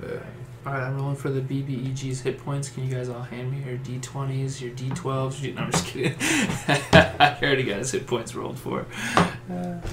Scene opens. Arde Alama, you're shaking your head maybe. Your eyes are, you can't even see. Your eyes are like closed or open. Shaking your head. What do you do? I immediately start walking backwards as fast as I can. Okay. I mean, I gotta get out of there. I can't This is see. how it's going to work. I can't see or hear. I don't even know what I would do. With the well wall being 1. If you put a grid down, the 1 space is in front of you. Straight right is, so it's 1, 2, 3, 4, 5, 6, 7, and then 8. See how that clock works? It's an 8-sided clock. Roll an 8-sided dice. Because you're blind and deaf, you have no orientation. So when you take off moving, roll a d8, and that's going to be the real direction. Whatever direction you think you're moving back, roll a d8, and that's going to be the direction you go. 3. So you're going straight. So you're leaving. How you wanted to move out of it? Yeah, it's like this way, right? You have to move that. Yeah. So you break out right there. So you just moved 20 feet. 20 feet. Yeah. You move 20 feet. You have 15 feet left. So you pop out. You can still hear the droning behind you, and you look back, and even though the hole, the well, the Favre, everybody, even though they were right behind you, you look back, you can't see anything. You look back, it's just pitch black. And then you look right, and you see where Andromeda is, and you go, whoa, this is not where you thought you were coming out of, But you just move out of it 10 feet or whatever, 20 feet. You have 15 feet of movement left. What do you want to do? Wait, so now my senses are... You're back. You're no longer blind. You're no longer deaf. Okay. You're out of it now. But I can see, and it's still just a dark cloud. Yep, it's still just a dark cloud. I'm gonna do then. I was just. Anything else you want to do? I wanted to cast Aid, level 2, Abjuration, boosters allies with toughness and resolve. Choose up to 3 creatures within range. So you guys all get +5. Yeah, and your total HP goes up too. So you guys, your total HP is up too. for some reason, even though there's magical deafness and blindness coming, around the cloud, for some reason you can hear Farv's magical voice yell, "I feel amazing!" Okay, so that was your action, and now it's Farv's turn. And Farv is going to sprint at the zombie that he saw. He's going to try and sprint. Okay, he hit the zombie once with his first attack. Doesn't he blind and deaf? Yeah. But he sprinted forward to sprint at the zombie. I rolled a 1, which was straight ahead. Bump into the zombie. So he's totally blind. Oh yeah, you can shoot an arrow. You just roll a disadvantage. I think we just pelt that area with damage. 14. Okay. He's gonna do that again. Take his second long sword attack. Oh, that actually hit him. Cool. Oh wow. I can't even tell you guys what's happening right now because it's like this actually makes sense because you guys are deaf and blind to what's going on inside the circle. So what Farv is going through right now is pretty horrifying.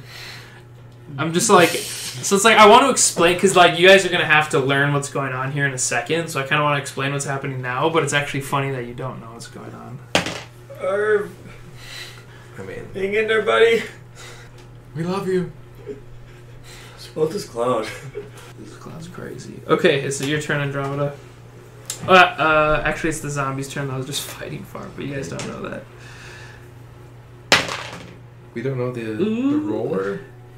I'm not even gonna tell you what's going on right now because it's just Farv versus zombie in that hole, and I'm like throwing this back and forth, and I'm like fighting myself right now with the zombie and Farv, and I'm taking the HP down, and there's this heroic tale going on right now. How he was able to use his strength to overcome something horrifying, and cool. It is now your turn.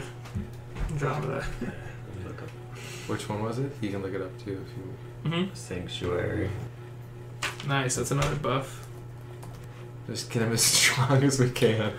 It's just buff. Well, Farv's in there doing a proper tank job. Just properly tanking and like not running from it, just running headlong into it. Well, so this would protect him a little bit, right? Yeah, yep. That would protect who? Well, protect, I can give it to Farv. Yep. You gotta sprint. Any forward, creature who though, targets the warded creature with an attack or harmful spell must first make a wisdom saving throw. On a failed save, the creature must choose a new target or lose its spell attack. How I homebrewed it to you. Your thing that you shoot or whatever, you're shooting mirrored. It's a little light that you have in there that shoots off mirrors, and it sends a spectrum of light that you have found with your arcana, your magic, and your dimensions, that you can create like a mirror through light spectrums, and that's why it's a wisdom saving throw. It's because like they're looking at the target, and then they're like trying to squint through like this mirror, and it like confuses them. It's just like you're interrupting their brain waves, kind of, and that's why they either lose their attack or they attack the closest creature to them. I mean, try that. Yeah, just give him some. All right, I need to get a little closer first. I'm gonna move 15. I'm gonna move 20 feet. Okay, and you're gonna hit Farv with that ward. Yeah. Okay, so Farv is super buffed. You still have an action. Yeah, I want to ready myself then to shoot anything that comes out of the cloud. Cool. Yep. And then I will roll 8. And I'm supposed to fill these circles, right? After you use one, just put a line through. Use 2. Hopefully he survives. And it is. Shit. Artie, it's your turn. I'm just gonna shoot directly into the fly thing with my bow. Yep, okay. Roll a disadvantage. 7. 12. Well, Plus 7 plus stuff. Yeah, 13. Okay, roll for damage. 9. 9. You might not have even hit. I'm just pretending. Like, I'm not even gonna let you guys know if that was a hit. And anything else you want to do? No? Okay. It's Farv's turn. Hang in there, buddy. Rolled some religion or something. Trying to figure out. Could have done my spirit dice, but it would have been the same thing. It is Andromeda, your turn.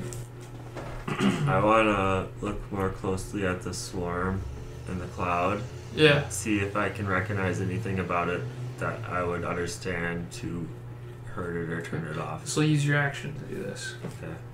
So I just want you to keep that in mind. I want to do it. Okay, cool. Roll investigation. 12. Plus 7, 19. Yeah, this is definitely some natural phenomena. Very dark and demonic, and it's probably from hell, and it's likely being casted by whatever the fuck is climbing out of that hole. And that's really all I could do. I mean, there's the reason why I can't give you too much, and I'm sorry for letting you just like walk into it. Like, there's spells for detecting magic and detecting good and evil. Yeah. Where to do like a really intense like investigation of it, I can't properly give it away without. Because then if someone was in the party who's like they built their class around detect good and evil, like there's some rangers that can do that, and then you just get to do it with like an intel check. I saw that on one of my things. Detect good and evil. Yep, that would kind of had that would have told you a whole lot about the well. Looking at that well and detecting good or evil would have earned you a lot of intel before you dropped a stone in it. You still have a bonus action. We don't know Favre's health or anything. Nope, you have no idea what's going on with Favre.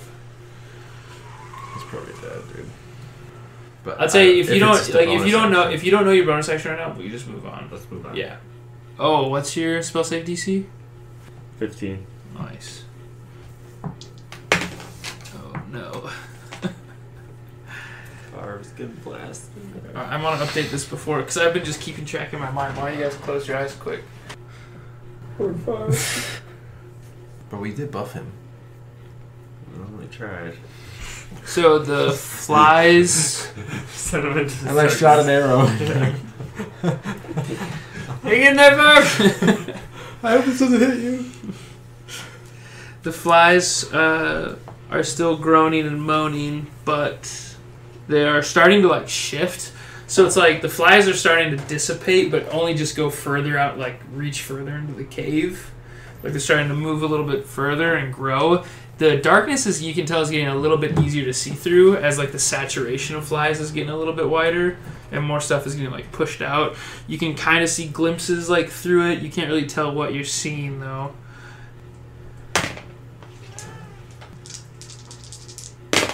And then as the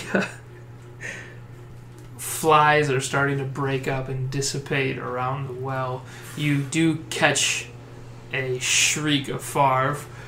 Doesn't sound like he's dead, maybe, but he like just encountered something really terrifying.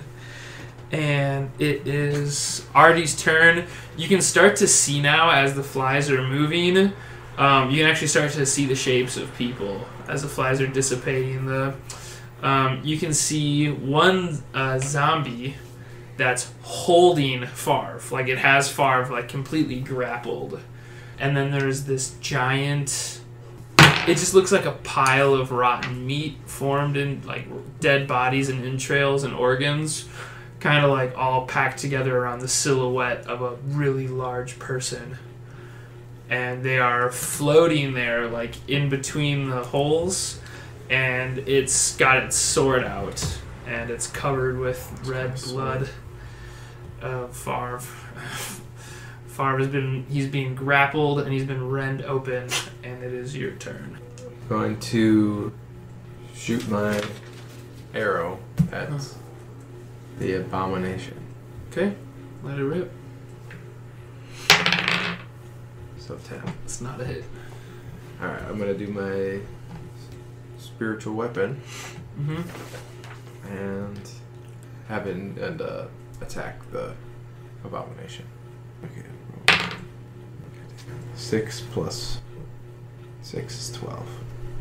12 does not hit.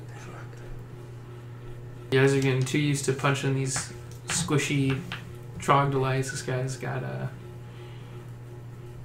pretty thick decomposition skin there.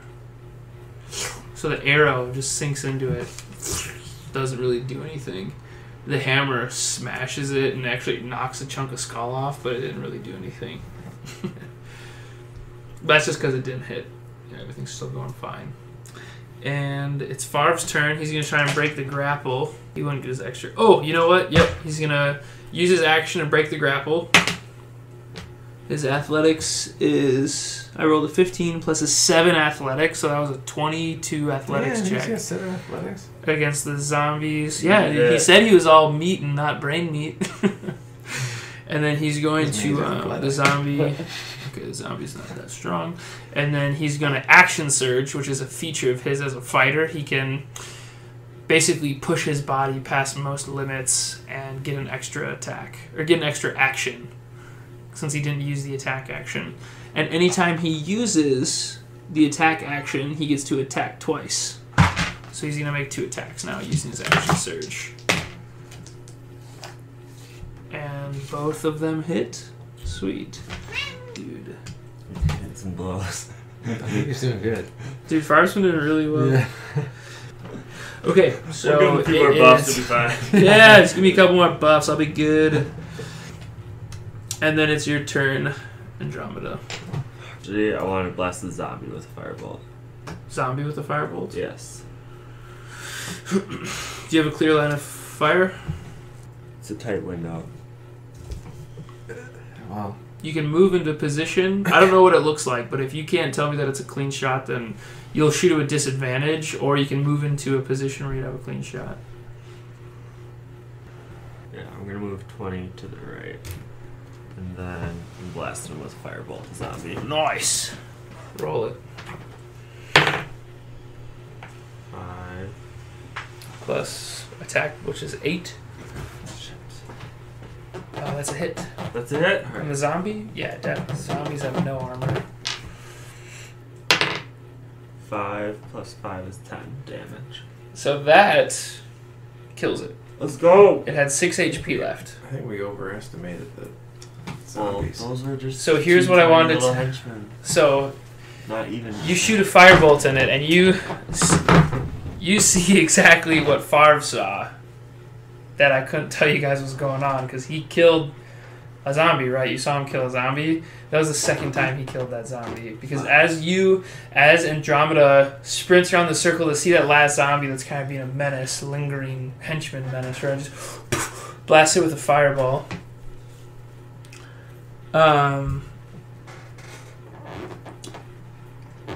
It deals enough damage to kill it, right? And you rolled 10? 10. Okay, so he's got to make a Constitution saving throw. The zombie's going to make a Constitution saving throw. A 5 plus however much damage killed it. So I've got to beat he had 6 left. It's 10 and 4. He's got to beat a Constitution save of 9. I did it. So the zombie's back. The zombie's still standing there, but has 1 health point. So you saw it like get knocked down, and then it just kind of like crawl back up. But now it's down to 1 HP. And then anything else? Can I figure out how many hit points Favre has? No. Nope. There's no way of knowing. You also can't cast any more spells. Oh, I can't.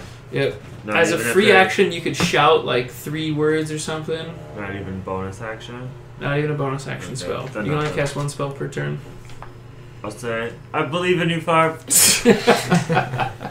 Cool. He appreciates that. Right as the zombie goes to grapple him again. Hang in there! Okay. We need you. 16. Doing all the heavy lifting, buddy. Oh shit. The zombie grabs Favre again, gets him back into a grapple, and this time, while the plague bearer is floating up, it grabs Favre and falls into the hole. Fuck. And then they just fall into the hole. All of them? Just Favre and the zombie. Oh. The zombie's job is just to grab you guys and jump into the hole with you. Jumped into the hole. The zombie grabbed Favre and took him in there. So I was trying to avoid. That's not good. Dude, that 1 health point left. And it is the Plague Bearer's turn.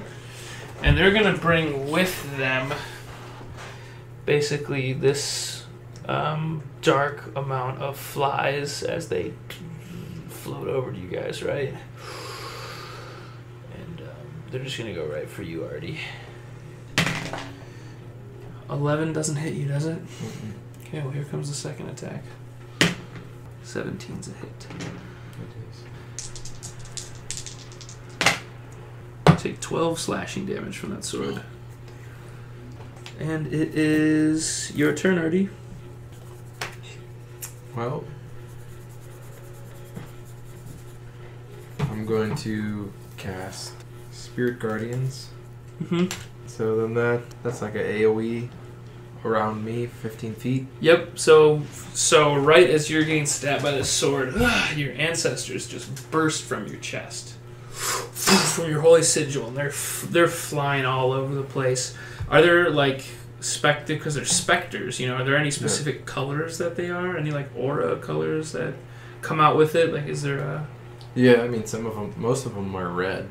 Oh, like, cool. Most of them are the same red as the sword that gave Farf. Rest his soul. RP. But some of them are green too. Mm-hmm. Oh, cool. It's green and red. Mm-hmm. Spirit Guardians. They're Fae ancestors, like so ancient that don't even really know their names. Right. It's like going to a family reunion. It's like some of them look like some people I might know, but like I don't really But know. way older. Yeah. It's like they look like your great grandpa, but you're like, this still doesn't look the same, so it's probably even way greater. Got 'em right where we want 'em. You call forth spirits to protect you. They flit around you to a distance of 15 feet of duration. Okay. When you cast the spell, you can designate any number of creatures you can see to be unaffected by it. Yeah, I'll do my whole party. Okay. So that I can see, which is... An affected creature's speed is halved in the area, and when the creature enters the area for the first time on a turn or starts its turn there, it must make a wisdom saving throw. On a failed save, the creature takes 3d8 radiant damage. Sweet. So, on its next turn, it's going to take 3d8 if it doesn't pass the wisdom save. Alright, and then the spirit mace comes and Clonks him in the back of the noggin. bonks him in the back of the noggin. Doinks him in the dome. Thanks to the don't. 19. That's a hit. There we go. Finally. This is what is this? D8 plus 3. Where'd I? 9. 9 damage. 6 plus 3. Is that... We're gonna have to whittle No, away. I don't have any more spirit mace. Shit. And Andromeda, it's your turn.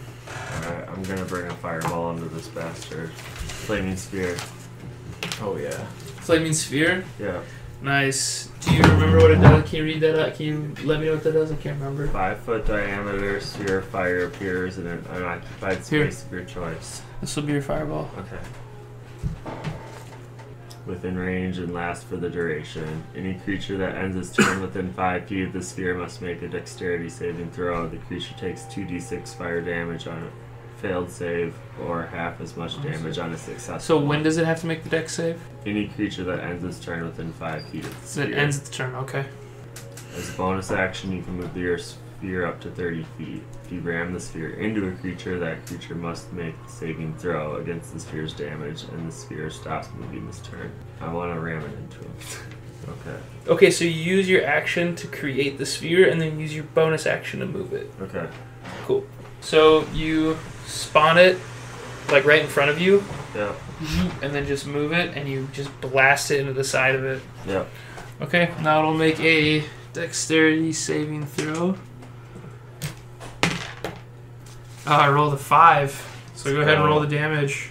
2d6 fire damage. 2d6 fire damage. Yeah. Plus 5. Because it's fire, you get your Alchemist Savient bonus. Okay, nice. So you roll 2d6 plus 5.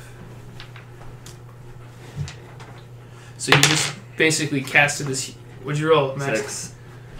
6. Is that Plus 5. You rolled 6-6, A 6.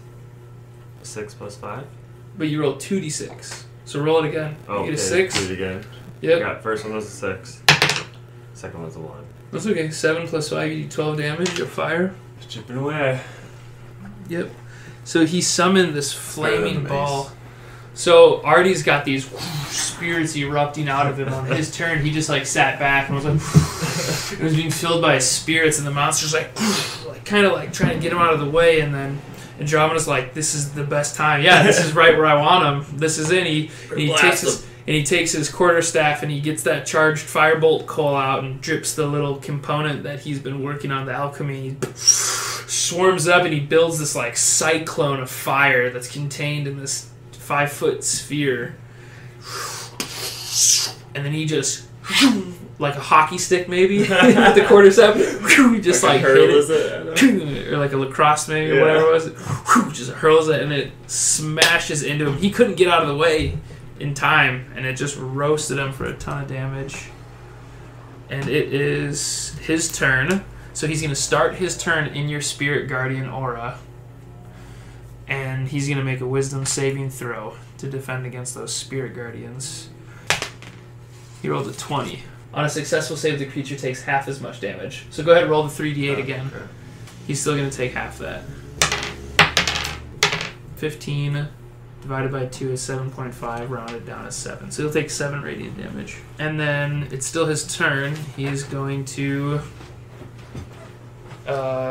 use that Plague Sword again on you, Artie. The first one he's going to roll.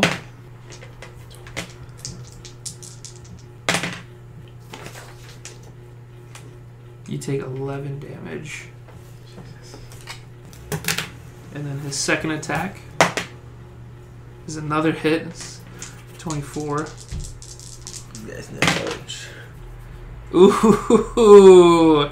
You take another 12 damage. Fuck. Damn, dude. And he starts just going at it with that great sword. So I'm just going to say this is a mix of slashing and necrotic damage that you're getting. And it is his end of his turn, so he has to make that dex save because he's in your fireball, your fire sphere, right, Andromeda? Yeah. So he's ending his turn and he's still connected with your fire sphere, so he's going to... Dex save was a 15, Yep. and yours is a 15 spell save. Make Yep. it to break it, so he's going to take half damage, right? So roll Yep. 2d6. Here's my other d6. Okay. Roll 2 of those and add 5. 1, 6, so 7 again, plus 5 is 12. Okay, and he's going to take half since he succeeded, so he's going to take 6 damage. Heads up, but They're hurting. It's your turn, Artie. what I'm thinking about doing. I mean, I'm head on with him right now. Mm-hmm. It's not exactly the best. I should have pulled out my fucking mace. Yep, but your bow's out. Yeah. One of those plague swords wouldn't have hit because I rolled Yeah, 17. no, the extra armor, Yeah. especially for tanking it when he's dead. It's probably should have done that right away as soon as he fell in. I'm going to switch. I can use my action to switch to my mace and shield, Mm-hmm. and then my bonus action. So you're dropping your bow, though. You Yeah, have to use your free action to just drop your I'm bow. just gonna drop it. Cool. You're just going to drop your bow, and then you can use your action to don your armor. And Yeah, your... I need the extra armor, I think. Yep. And then I'm going to do, as a bonus action, mass healing word. I can, up to 6 creatures, I can see within range of 60 feet. So that counts as Andromeda. Yep. And it's 1d4 plus my spellcast ability modifier. Nice. So that's 3. 1d4 plus 3. Roll it. Oh, Yep, okay, and it'll be the tip of the pyramid.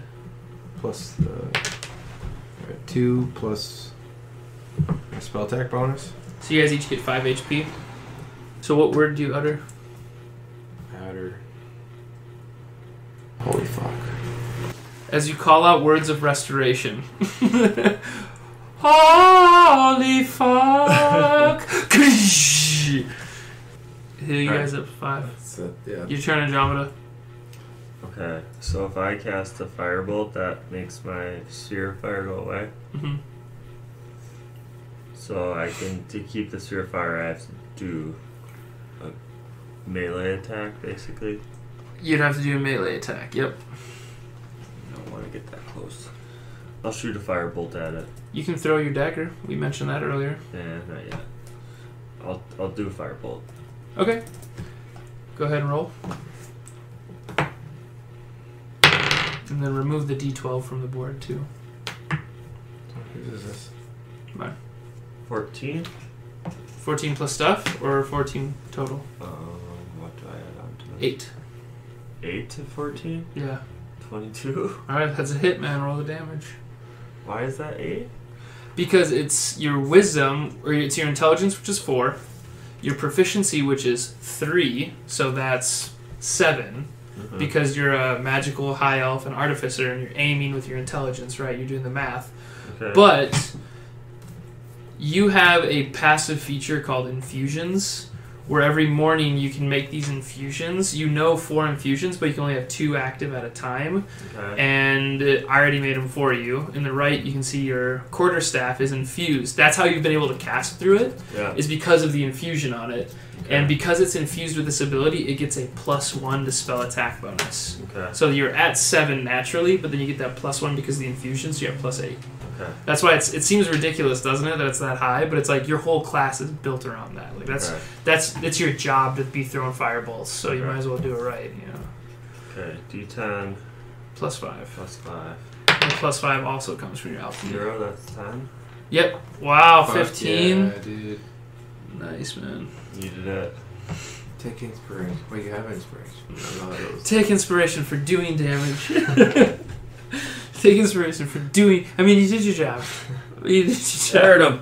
All right. Are there any? It's the plague bearer's turn. Are there any active wards that I should be wary of? Is there anything active right now? Nothing's active. Your sphere's gone. Your spirit guardians are down. I don't think Right. so. Okay. Then he is going to make 1 great sword attack at Artie Lama. And 17, man. Good thing you pulled out that shield. Thank God. And having missed, it's going to disengage. No. It's going to just take its second attack on you, man. 12. You put your shield up now. Now you like whipped your shield out and stepped back, and your ancestors were flying around and That's what it was. Your ancestors had come out and were distracting it and hitting it while you took the time to get your shield out, get your mace out. Your ancestors came down. Now you got your shield up. Ting! You've been able to block his plague sword twice now successfully, and it is your turn. I'm just gonna attack it with well shit, man, that Spirit Guardians is good. I'm just gonna do Spirit Guardians. Cool. That's perfect, man. Yeah. Because it's going to start its turn and it's going to be in there. Yeah. You know what I mean? Cool. And then it's Andromeda's. So yeah, you get your shield and stuff out. Ching ching. You tank a bunch and you just let your ancestors come out again. Just let them rip. Are you out of level 3 now, or was that a level 2? Yeah, that's my last one. Okay. Okay, Andromeda, it's your turn. I'm gonna blast again with the firebolt. Just sticking with the fire. Whittling away. Mm-hmm. What's this one plus again? Which one? What did you do? Just 8 for my first What's one. the spell one, right? What did you roll? 8. You rolled an 8 plus spellcasting ability, which is 8. So 16. Make it to break it. You hit it, man. God. 4 plus 8 is 12. Cool. You've bloodied the monster. Let's go. There we go. We're getting close. Let's see. I'm bloody too, though. Yeah. I wish I had I don't think I brought any potions. Well, I'll tell you this. Yeah, because you guys rolled that d6 in the beginning. You could have gotten a health potion, but you got your firm handshake from a nobleman. When you rolled that d6, there was a health potion on that loot table. But I still need those boobies. You got to see I could those. have made a health potion when we were taking a quick rest or something, too. Probably. I could maybe try to give you some healing stuff. Well, think it we is got the it. Plague Bearer's turn. But I will say this. You did bloody him, but he was already on the brink of being bloodied. Okay. And then you did 12 damage. That's promising. Yeah. I'm gonna. Yeah, It's his turn. I might just heal myself as one turn. And having and just like banged your shield twice and not done anything, he's going to disengage. So go ahead and make your opportunity of attack with your mace. Oh, yeah. So he's disengaging from you. I still have to roll the Chance to hit, yep. Nat 20. Please, seem a little less excited about it. So it doesn't roll, really matter though. yeah, you still get to roll double damage. Oh, I rolled double damage on. Yeah, man. So Alright, roll that let's dice. go. So roll. What is it? What is your mace? The Does that only if you hit a 20? Yeah, net 20 is Okay. double damage. It's a d6. It's a regular dice. So roll that twice. 6. Go. Damn, dude. 3 plus 1. Because that's your strength. 7, 4. 6 plus 3 is 11. 9. You made 10. Wait. 6 plus 3, which is what you rolled. You rolled 9. Yeah. Plus 1. But is it plus 1 for each roll? Nope, it's just 1 plus 1. Oh. You get to roll a double damage dice. Nice try. It's worth the ask, man. You know? See where it gets you. And then can you put the Plague Bearer on top of Andromeda? Oh, shit. And he's just tired of hitting metal, and he's like, ooh, squishy tongue. Here comes the, He's gonna hurt me. in fact, that's what he says, squishy meat. Okay, he almost rolled he rolled a 19 plus 7, so he rolled a 26. Damage? No, that was when he rolled the hit. I still got my 5 buff, right? You're going to take 11 damage, Oh, fuck. and then he's going to swing again. His second attack. Ooh, he rolled 10. Okay, go ahead, Artie. Oh, on the swing, okay. Whoa! You hear as far from the zombie just fall through the portal loop. We're coming for you, dude. This is not what I signed up for. Man, I'm out of all the good spells, to be honest. Just Well, whack 'em. remember, he's over half bloodied, so Yeah, whack him. Alright. kick his ass, Seabass. Well, my mace isn't super strong, but I'm gonna run at him and attack him with my mace. Okay, and you can roll with advantage because you have flanking. Anytime you have, yeah. anytime the pieces look like this, you can roll melee. Thank God. Thank God you have advantage. That was a natural one for people in Radioland. No! Oh my gosh, that's a 1 in like 500 chance of doing that. God damn it, 2 ones in a row. That hurts. Maybe you're just not used to that mace. Yeah. You don't use it a lot. dude. Yeah. I don't. The weight So, wasn't right in his I'll hand. do the same thing as I always You're do. bad, dude. If it's a 1 through 4, you drop it. If it's a 5 through 8, nothing happens. If it's a 9 through 12, it's gonna hit Andromeda How? because well, you know what? If it's a 9 through 12, you're gonna drop it, and it's gonna hit Andromeda. It's just gonna fly out of your hand and hit him and Fall bonk forward. him in the head. 6, 6, 6. Ooh. 3? Whacked me 10. Is it 10? Dude, So you you're lose your totally mace. Roll the mace's damage. Roll a d6. Plus 1. Dude, I'm hurting. So take 4 damage. Andromeda. And I lost it? And it's like on the floor by Andromeda. You had advantage, man. You had advantage. I gave you the flanking. Typically, I say your turn's over after a nat 1. But if you still wanted to... If there's any bonus action without taking too much time. If you don't know of one, we should probably just move on. I don't have any. I don't think. Okay, Andromeda, it's your turn.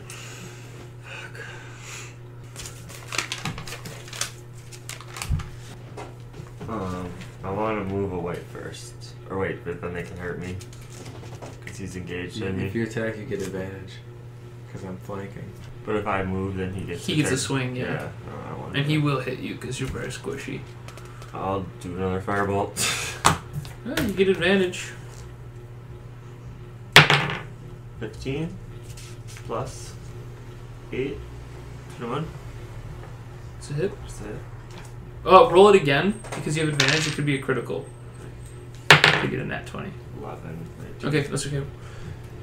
The first one was a hit. 10 plus 5, 15. Nice, dude. He is super. Blasted him up close. Yeah, you've been hitting him in the back and hitting him in the back while he's been pounding into Artie's shield, and now he's turned around and got a couple hits on you, and then you get smacked in the head. Yeah, fucking kind of maced to the. And you're like, I just want to be back in my dorm room with all my fucking tinkering tools and just. Yep, almost. And it's his turn, and he's going to make his first Plague Sword swing at you. It's a 14, so make it to break it. And you take 7 damage. Oh, shit. Second attack was a 15. Okay. How much health do you have left? 13. So I need to roll, because his damage is a plus 4, so I need to roll a 9. If I roll a 9 or higher, I'm dead. 7. We can get on this 11 first. damage. What? Hanging on by a thread. And it is your turn, Artie. I have no mace. No. What are you gonna do, bro? You could punch it. You could go. You could use your action to go pick up your mace. You could use your action to. Well, you actually can't go get your bow because you'd be disengaging from combat now. Can I attack it with my shield? Is that Yeah, I'm not gonna let you shield bash, just because you need a. There's a feature called Shield Master. in this moment, it's pretty intense, and I mean, I'm at half, but I see how just brutally mangled at this point, really. You can make. I'm sorry to interrupt you, bro. You can make a shield attack, but it'll only be a D4. I'll treat it as an improvised weapon, which gives you a D4 damage. Well, I'm thinking about doing Channel Divinity. Sure. That's the healing one. Yeah, that's just. I don't think it's my It's not a cantrip, but it's. No, it's a feature. It's a So feature, you can use it. And that counts still as an action. It says as an action. Okay, cool. Then it would be as your action. And that's 5 times my cleric level, then 30 feet. So 30 healing points, and So you get. Up you're already at halfway, Artie. Yeah, I'm right at halfway. But so you can heal him up 15.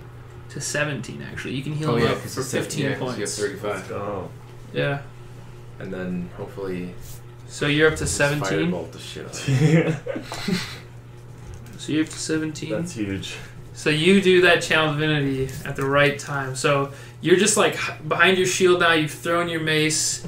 He's super. Your buddy is now getting rended. Your buddy's now getting rended open. It's looking bleak, and you're both super low on HP. And the channeling of your divinity is a very holy moment where you're on a knee. You shower some HP on the buddy. That's the good It's your stuff. turn, Andromeda. Make it count. And as you're feeling this, you're raging up with health, and you are turning toward the plague bearer. What are you gonna do, man? Can you explain this acid arrow a little bit?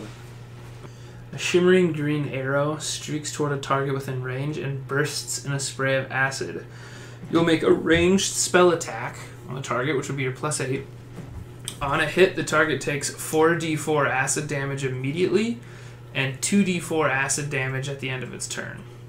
On a miss, the arrow splashes the target with acid for half as much of the initial damage and no damage at the end of its turn. So no matter what, you'll deal at least 2d4. It's an automatic 2d4 acid damage, but if you hit, it's another.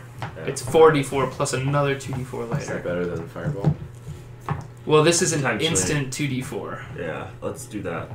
So you don't even have to. You don't. I mean, like you can. You make the roll to hit, and if you miss, you still hit. Yeah, let's do acid arrow. Cool. And this is the second. So you really want to do the flaming spear and the acid arrow, the 2 inventions you had created to come down here to test out. So let's see how well that acid arrow works. Okay. 4 plus 8 is 12. So that's not a hit. Roll. So you and the acid as you shoot the arrow. Wait, but he gets advantage from flanking? I'm gonna say no because this is a different, and I'm not gonna give him the.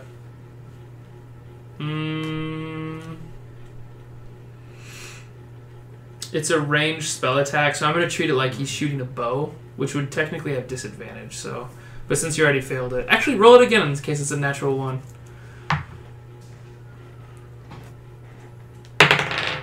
3. Okay, cool. So yeah, it's just a miss. The arrow, because it's the first time you've used this, man. You're getting this arrow that's been embedded deep down in the staff for a while. You're hitting it, and you launch it out at point blank, and it comes out and it whistles and zips past it and just sprays it with a ton of acid though. And it's already super meek, but the acid hits it, and the acid is very dangerous to it. And I want you to roll your on a miss. The arrow splashes the target still for half as much of the initial damage. Where's the 4? Oh, sorry. It's 2 caltrops like this. So you can use mine and then use yours and throw both of them at the same time. And it's just the peak of the pyramid. 2 3s. So 6 damage. Yeah. All right, man. It's his turn. Blasted him. It's his turn, and he's gonna plague sword you, Andromeda. 18's a hit. Spare. You can take 11 damage, I need him to miss. Damn, dude. and then he's gonna do the plague sword again. Ooh, you rolled 11. Let's go. Wow. Let's go. I'm attacking with my shield. Okay, roll twice. Take the highest. 14 plus. Plus your proficiency and your strength. Proficiency and my strength. So 3 plus 1, I believe. So 4. So 18. Cool. Roll it just in case you get a critical. 7. Okay, so that 18's a hit. 18. So roll a d4 plus 1. 3 plus 1 is 4. Cool. So how does the shield bash end up killing this plague bear? Well, I go in like Whoa! Far flies down the hole again. I just go up to it and first I hit up against it with the shield. It takes a step back, and actually ends up stumbling back, and then I jump up with the bottom of the shield With both hands? with both hands and just bash it with as hard as I can, just right in its presumed head, Yeah. which it doesn't really. It does have a head. It actually has a head with one eyeball and a horn. One like ram horn kind of coming out of the head, yeah. So I just try to hit the head as hard as Yeah, I and can. you crack the horn off, just break the horn off the skull, and just stove the whole head in. And its whole body's like fucking on fire too. It's like been slowly burning this whole time from all the fire bolts. And all it's like in rough shape. And you just push it back, and Andromeda is like really bleeding out. It's like, I need you, man. He's like, smash it. Okay, so combat's over. Jesus. What do you guys do now? Crossing farm. Well, Oh, we gotta put the orb in place. yeah. Where's the orb go? I feel like walk over to the well, inspect the well, Mm-hmm. see if there's a spot to put it. It's definitely the well wall. That's all you know. It's just a well wall. It's just brick. Yeah. There's And it's just nothing. cobble. It's like a stone. Like There's old cobble stone. in it. Yeah. Put together. A lot of mortar. There's a lot of mortar around it. I guess I turn to Droma and I say, should I drop the orb into the pit? Say let's do it for 5. Yeah, I mean, pretty much exhausted. We're half dead. Like, there's an orb. We came here for an orb. Yeah. And so I pull out the orb. Yep. It's really bright. It is like you are holding this incredibly radiant, like holy energy, like divine. Like it's been. I can explain it later at the post show, but yeah, it's just radiating, glowing orb. It's heavy. It's gravity. It's like. Yeah. So I pull it out, walk over to the, like, Frodo and Mount Doom. Mm-hmm. You know. Yep. And as you're doing that, the zombie that was with Farv slides down and actually grabs your arm and pull. No, I'm just kidding. Yeah, I was trying to be like, because Gollum jumps on his back. You know? Yeah, I was just trying to do something like that. Yeah, but no, hell yeah, man. And then I cast it in. Drop in the orb and.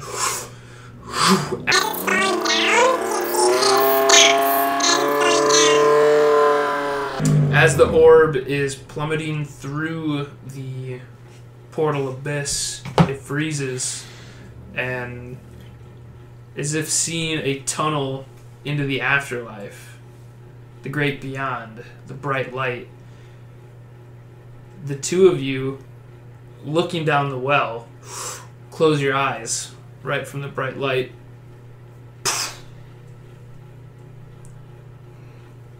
There's a little bit of a ringing sound as your vision's coming back. The hole in the floor is gone. The hole in the ceiling is gone. Farv is laying on his back. He's pretty cut up. Farv's still alive. And he's reaching for his comforts, his pouch with all the thing with his healing potions in it. And he just looks bewildered, and he's laying there and he's touching himself. And you look over at the well spring, the wall, and there's actually all new plant life growing on it, starting to. There's really beautiful, like, little flowers with tiny pink petals popping up around it. Really good flora kind of returning to the whole area. And you're starting to see what this place was originally before heaps of dead had washed in from the sewers and the ocean and polluting the well that had created this nasty black deposit in the earth that was then capitalized by a demon lord to open a portal, and it's been cleansed. Unskippable cutscene. You guys make your way back to the goat path, and you've climbed up now, and you're walking back into the city, and as you're walking up to the big drawbridge and they're opening the portcullis and the fanfare is going off, you guys are going in. Farv stops you guys at the drawbridge, and he says, "My words, gentlemen, I have to say this has been by far the greatest feat of heroism that Cullaham has seen since the ages of the Dark March. I'm happy to have had you boys serve at my side, as this tale will be told by bards for ages and ages of the great Farv and the tackling of the Black Well."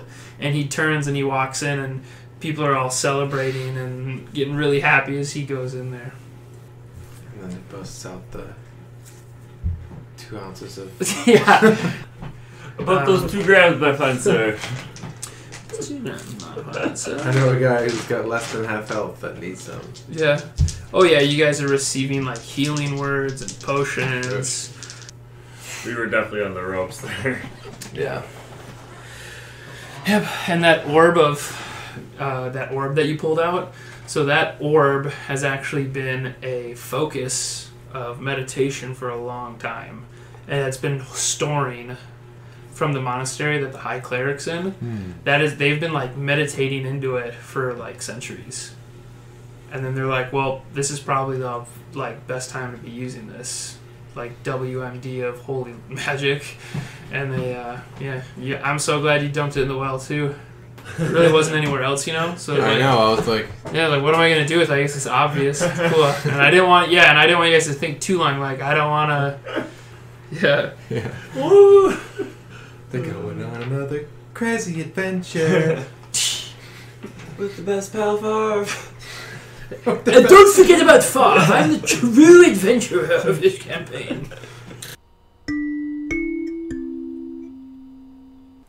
Thank you so much for joining us on this crazy one-shot adventure. Arde Alama, our Wood Elf cleric, he's done a handful of campaigns with me in the past, and Andromeda, our High Elf artificer, this is the first time they've ever played D&D. So, really cool intro-level campaign, one-shot. Send it to a friend that's never played before, maybe if they aren't sure what D&D is like. This is a totally rough estimate of what a one-shot campaign might be. And hit the subscribe button.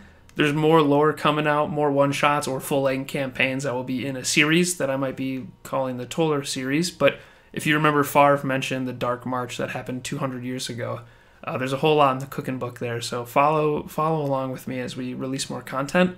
Every time I do it, this is getting better. So leave a comment as well with something that you think might help me in my pursuits to build some D&D fantasy. Thanks.